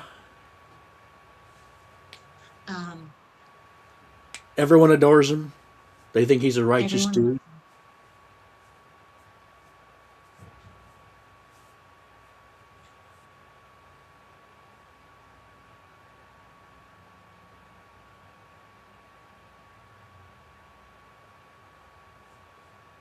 Well, we are about 20 minutes left, so we're going to be getting some resolution. Hmm. Um, there was this big double cross. That was a huge, like, triple cross that we Hmm. just witnessed. Uh, that was the scene where he described his plan, Hmm. that he's sacrificing all of his men because he doesn't want to share the money with them. Yeah, that's one nasty dude. But what do you expect? He's already pegged the bad. He's the bad guy. Hmm. And Ah, Miss Swift, I plan on seeing the new He-Man movie in the theaters oh, because it has to be better than the one with Dolph Lundgren. okay, that is. Yeah, Miss Swift was saying I saw the trailer for the new He-Man and said post-credit Skeletor from Masters of the Universe was right. He would be back. So there's Yeah. a new, this is news to me, a new He-Man movie. Yep. All right, let's just go into this for a minute. And it's called Masters of the Universe. I just did a search. I had no Yeah. idea. Idris Elba's in it, and a few other people whose names escape me. Okay, Jared Leto. Playing Skeletor, I Mhm. think. Yeah, Camilla Mendez. Yeah. Nicholas Galitzine plays He-Man. Allison Brie is in Yeah. it. Morena Baccarin and Idris Elba. Yeah. Kristen So, Wiig. yeah. All right, that's like an all-star cast. Yeah. The supporting cast is rather stacked, which is good. Okay, very interesting. And I forget when that comes out. June, I want to say. It says June 5th, Okay. 2026. And hey, the budget was only 170 to 200 million. That should make it. Yeah, it'll make it back. Oh yeah, that'll make its Um, money in 2 weeks. in 2 weeks. And I'm assuming, don't quote me on this, but um, it's distributed by Amazon, MGM Studios, and Sony. So is it going to get a theatrical release It before it it is. streams? Yeah. It's going in theaters. Okay. That, I mean, that still works for most movies. To get the bang for your buck, you need to put it in theaters and not just strictly put it on streaming. Hmm. No one's properly explained to me how you're making money on the streaming because there's no ad revenue. You just have subscription revenue. Well, yeah, it depends on, yeah, there is ad revenue these days. Well, Um, maybe, but like it's not like the movies. Before you watch your streaming copy, they aren't dropping 5 minutes of ads in front of you. ugh, Amazon is. I don't think Netflix is. Netflix, have they introduced commercials yet? There's an ad tier. I know that. There's an ad tier on Disney, which I'm happily not in. Mm, They'll throw a trailer for whatever the new thing is after at some point, which I'm fine with because they're like, oh hey, that could be interesting. So I'll watch a 30 seconds of a trailer. hmm. But TV shows on DVD is what ruined it for people wanting to watch network television, I think. Because if you can wait a year and get the whole season on DVD and watch it in one go, I You know know, people that, there, that can't stand watching, waiting a week to watch one episode.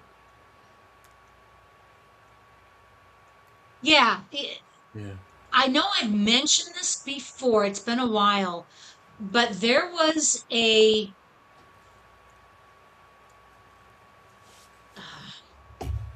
the way that it used to be, yeah, an episode would drop once a week, and so you would Mhm. get an episode once a week. When it Yeah. switched to binging, Yeah. for me at least, it had the tendency you would go either way with a TV show. You would either like it more, or you Or would you get hate it. so sick of the characters' flaws that would Yeah. bombard you episode after episode, and Hmm. you weren't waiting a week. And I think the main culprits for me are Third Rock from the Sun and, Hmm. believe it or not, MASH. MASH, when you binge it, the Doesn't work. quirks that you really liked about the characters were just overwhelming, and it was the cadence too Hmm. much too soon. Um, Yeah. so Yeah. then you Yeah. just get Yeah. burnt out. Third. Yeah. Oh, yeah. Third Rock. Yeah. I've watched, but I can't sit and watch a season. Yeah, And there's some shows that like yeah. there's one show I went back to because they did one final season was Prison Break, and even that when it was airing on television after the second like once they went into oh he's in prison again, I'm like wait a minute, huh? Like it jumped the shark early and it didn't care. It just kept going and leaned into it. And then I was like, okay, well, and now I just got to watch this just not out of spite, but just out of like, what are they gonna do? And it became interesting. Like, what are they gonna do? This can't make even with the middle seasons of 24. I'm like, Hmm. I know it's network television, so he can't just shoot the guy, but he will take an axe and use that instead. So I'm like, yeah, yeah. 24 is the one that I got on DVD and then binged that, and then like I like watching this way. So But and that is the best way. Here we go. The yeah, the shootout, poncho yeah, and the hat, mm-hmm, camouflage is so good. But physical media forever, yes. yes, Um, Chaosphere, definitely. So you get it on DVD. That way you don't have the commercials and you don't have to wait for an episode on TV. And but mm-hmm. it doesn't mean you have to binge it. No, you And don't. the best way is probably to take those kind of shows and you just, you know, divvy it out slowly, Hmm. maybe one or two a week. Yeah, Um, like I just picked up The Shield with Michael Chiklis, which was a Mm. 20 odd years old now. But it's one that is it on the internet streaming on, I think, Disney of all places? Oh, it is. Yeah, because it was a FX Fox show. That's right. So I'm like, okay. But then I put the DVD in. Oh, I can watch this with creator commentary. I can watch this with cast commentary. That's not to be found online. Yeah, that's true. So that's Oh, one of the okay. nice things. But even now with modern stuff they put out on home video, like there's barely any commentary. There's barely any behind the scenes. It's just, oh, we'll just throw it on disc because people want it. Well, no, if you don't put the content there that people are expecting. Yeah. Unfortunately, the physical media aspect seems to be dying out. It's a dying Hmm. breed. More and more you'll hear of the companies getting out of the manufacturing process. Well, if that's the Hmm. case, then the producers of the content aren't going to be dumping money into creating that For content, the extra bonus features to put on a disc because no one's going to buy it anyway. true. And I hope a resurgency comes because streaming is just going to drive everything into the ground Yep. and take all the originality out of production. Hmm. Um, so, so yeah, this scene right here, guys, that's his whole backstory. Yeah. So it doesn't make me feel sorry for him. It gives context to his character, which is great because it's kind of fun knowing the motivations. But yeah, he's just a dirtbag. Just a dirtbag. Yeah, Chaos Fear, I'm with you. I enjoy behind the scenes stuff. There, like you were saying, Alex, there used to be commentary, bonus scenes, deleted How scenes. they made it and all that stuff. Like, yeah. Exactly.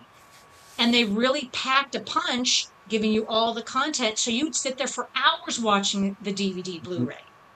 Yeah, and Um, there's some shows that the first two seasons they're on DVD. Season 3, season 4, no. no. Or some stuff that you think, oh well, there'll be a complete series out.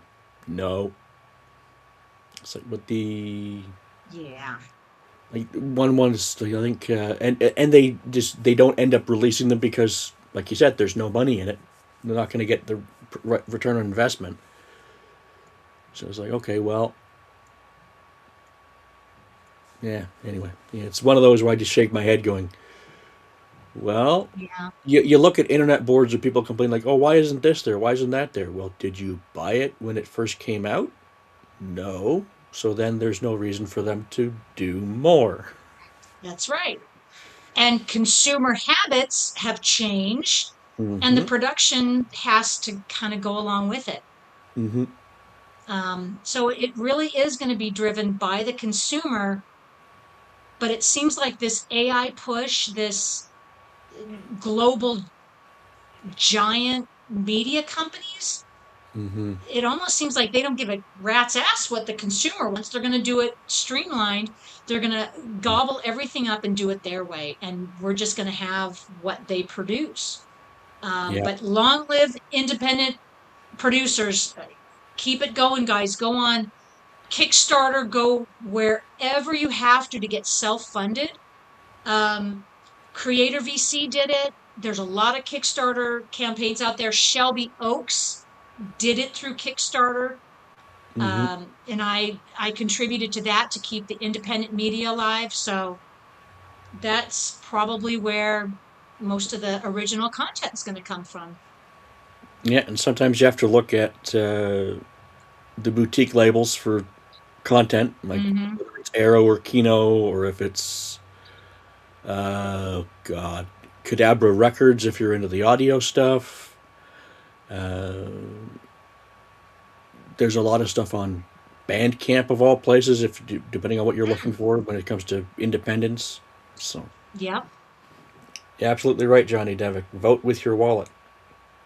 Vote with your wallet. Yep.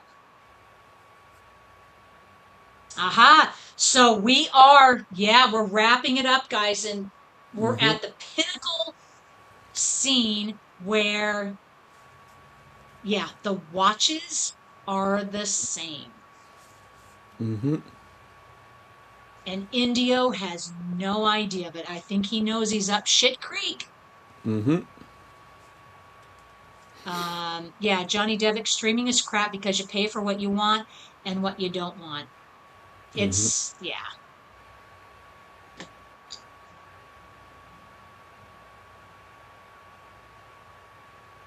But you know what? You're right. Johnny Devick, you vote with your wallet. Every time you're on a streaming service, you have to buy stuff you don't want to get the stuff you want. I don't know.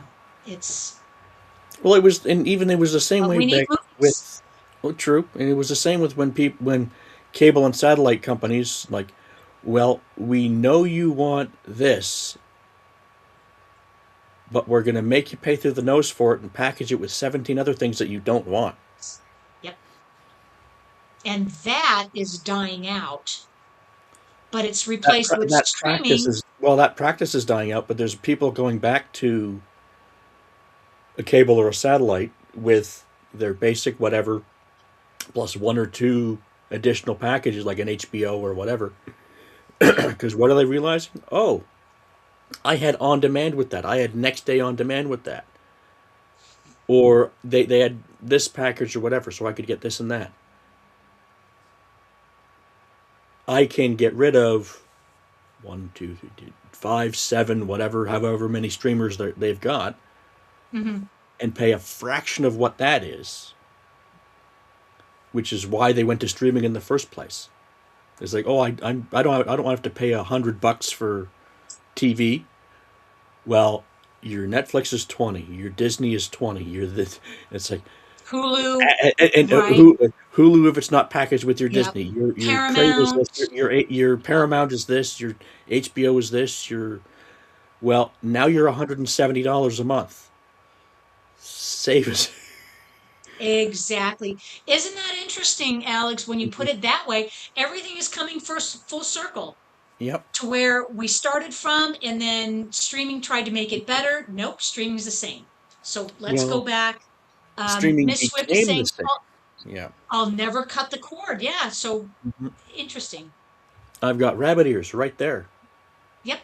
Cost me $2, And there will and never stop being over the air content. I think FCC mm, rules demand it. yep. So And if there you're you in the go. right place, like I'm in a weird spot, but you know, a couple 100 kilometers away from major metropolitan, or I've got a PBS across the lake, but my sister's elsewhere. They can, with the same type of rabbit ears, get all the local channels and get all your local news and Mhm. your major affiliates, and didn't cost you a dime. That's right.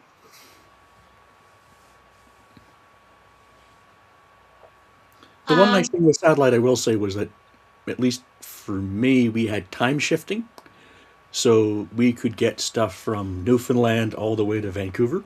oh, yeah, there you go. So depending on the show you wanted to watch, I could watch ER at 7 o'clock as opposed to 10. That's true because you have access to different feeds. Yep. Um, yeah, Chaos Sphere had mentioned that Leon loved the final standoff. That was short and sweet. I mean, there was nothing fancy about it. Yeah. It was He would just get over and fancier done. with the next movies. Hmm. But there was that interesting line where learning about Mortimer's connection, Mm-hmm. and he had mentioned about his sister. So Indio killed his sister, but I Mm-hmm. think in other translations he was saying he was her father. So whatever the connection, he was after Indio, personal vendetta. Mm-hmm. Doesn't want the money, wasn't going for that. and he's going to walk away without any of the money. Mm-hmm. Oh, look at There's that. a So now bunch he's of, got all the guys. He's got almost all of them. yeah. That's a fluffy shirt. It's a really, really frilly shirt. One of the things you might notice about this movie when they had the gunfight, um, the American standards at this time, when there was a gunfight, you couldn't show the gun and your target at the same time. You couldn't show you actually Mm-hmm. shooting someone. It had to be separate shots. Here, you see the gun and your victim in the same shot. It's because Leon didn't care. He did it his own way. Mm-hmm. And let me tell you, it works. So Miss Swift is saying, so he walked away with a few dollars less, but a buck. Yep, Yes. walked away from it all.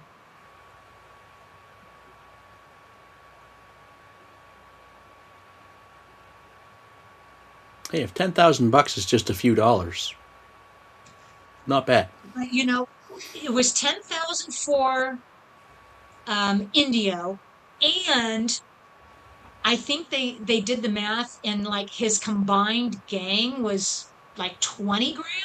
So Mm. he's looking at a ton of money for these Mm-hmm. guys, all of them. Johnny Devick, Eastwood is the same in the Dollar Trilogy, or is it all just the same actors but no connection?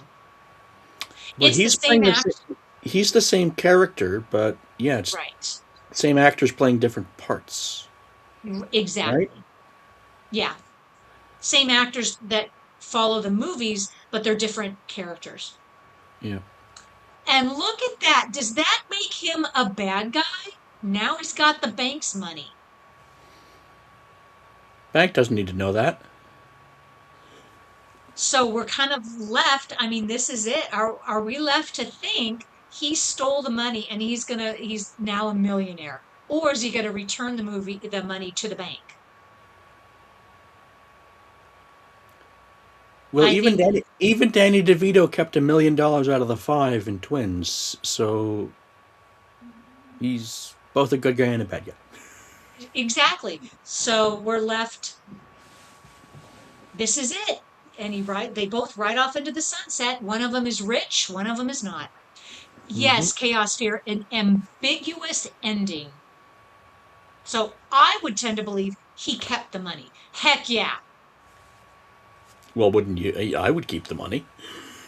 Back then in the Wild West, heck yeah, $1 million. Did we already calculate what that would be worth in today's dollars? No, I haven't brought up an inflation calculator. Someone ought to. Um, yeah, Johnny Devick doesn't matter. He killed everyone. Yeah, no one's going to tell. So, all right. That was a lot of killing, a lot of action, and a lot of fun. A lot of fun. Yes, it was. All right. Yeah. Are you searching in today's dollars, what would that be worth? If we figure the time frame was probably right Mid before the Civil War, 1860s. Yeah, so I'm 1860 guessing. something. Yeah. Yeah, Calbot. That's what I was thinking. Well, when he redeems the bounties, they might ask him about the money, and he could just say, I don't know. They stole the money. Who knows? Okay, so we want to look at. Okay, I don't want calculator. Let me just look at. Okay, let's look at the Bank of Minneapolis. What do they have to say for if we're looking at? Oh, they only go back to 1913. Okay. Okay. But Okay. $10,000 in 1913. Johnny Devick is saying 30 million Give or in take, if it yeah. was 75, so maybe.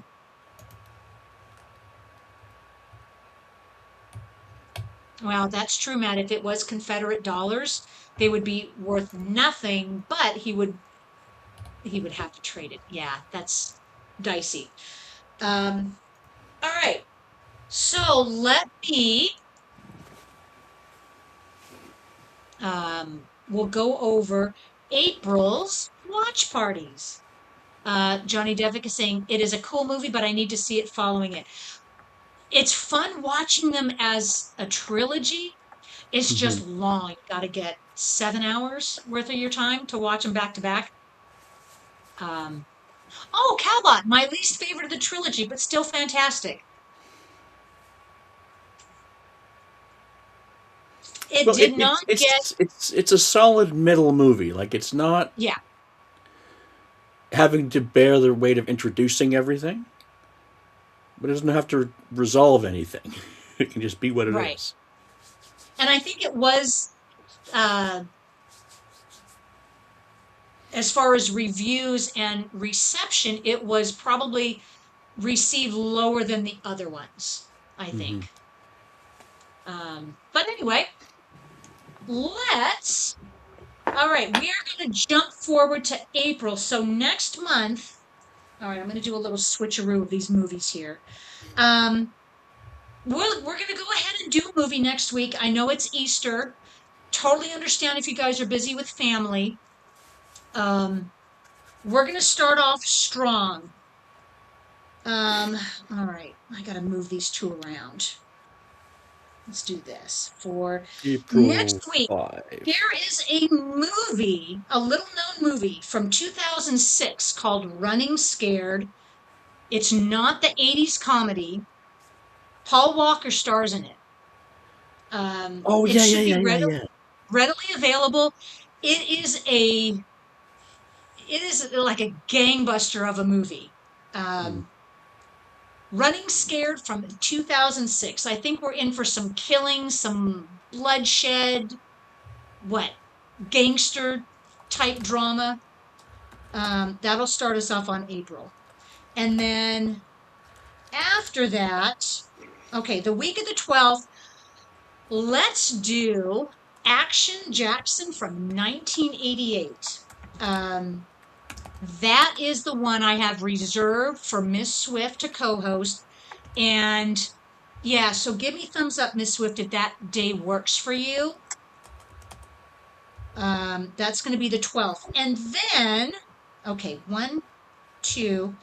Then the 19th, we're going to do Soylent Green from 1973. Soylent Green, it's people. It's people. Yep. And then we're going to do Invasion of the Body Snatchers, the 1978 horror flick. All right, Miss Swift, you are on the books for Action Jackson. 19th. Oh, the 29th is The the. 26th, I'm sorry, that's the 26th. That's going to be the last week of April. So we got a we got a choice of a lot there. Um, and so next week is Easter. Um, we're going to be here same time, same channel.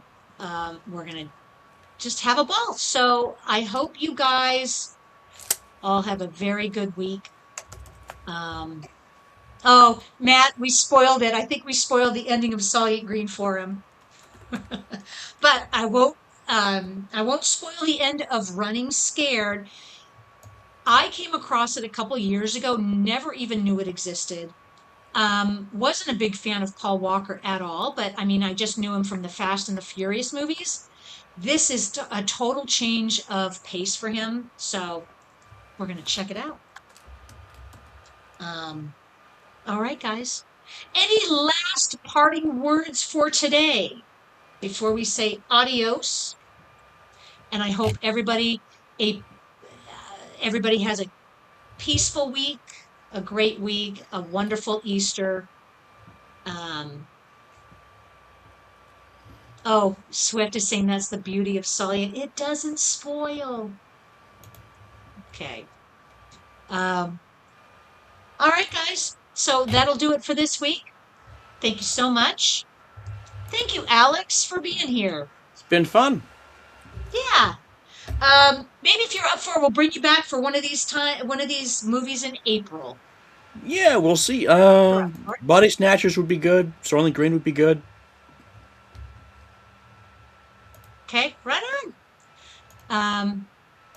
Well, thank you, Johnny Devick says, what a blast. Good hosting. Thank you so much. It has been my pleasure. Thank you so much, Alex, for being here. Thank you Bye, gang. guys for being with us. Without you, we wouldn't be here. Um, so have a peaceful week. Be good to yourself, be good to others, and we will see you later. Bye.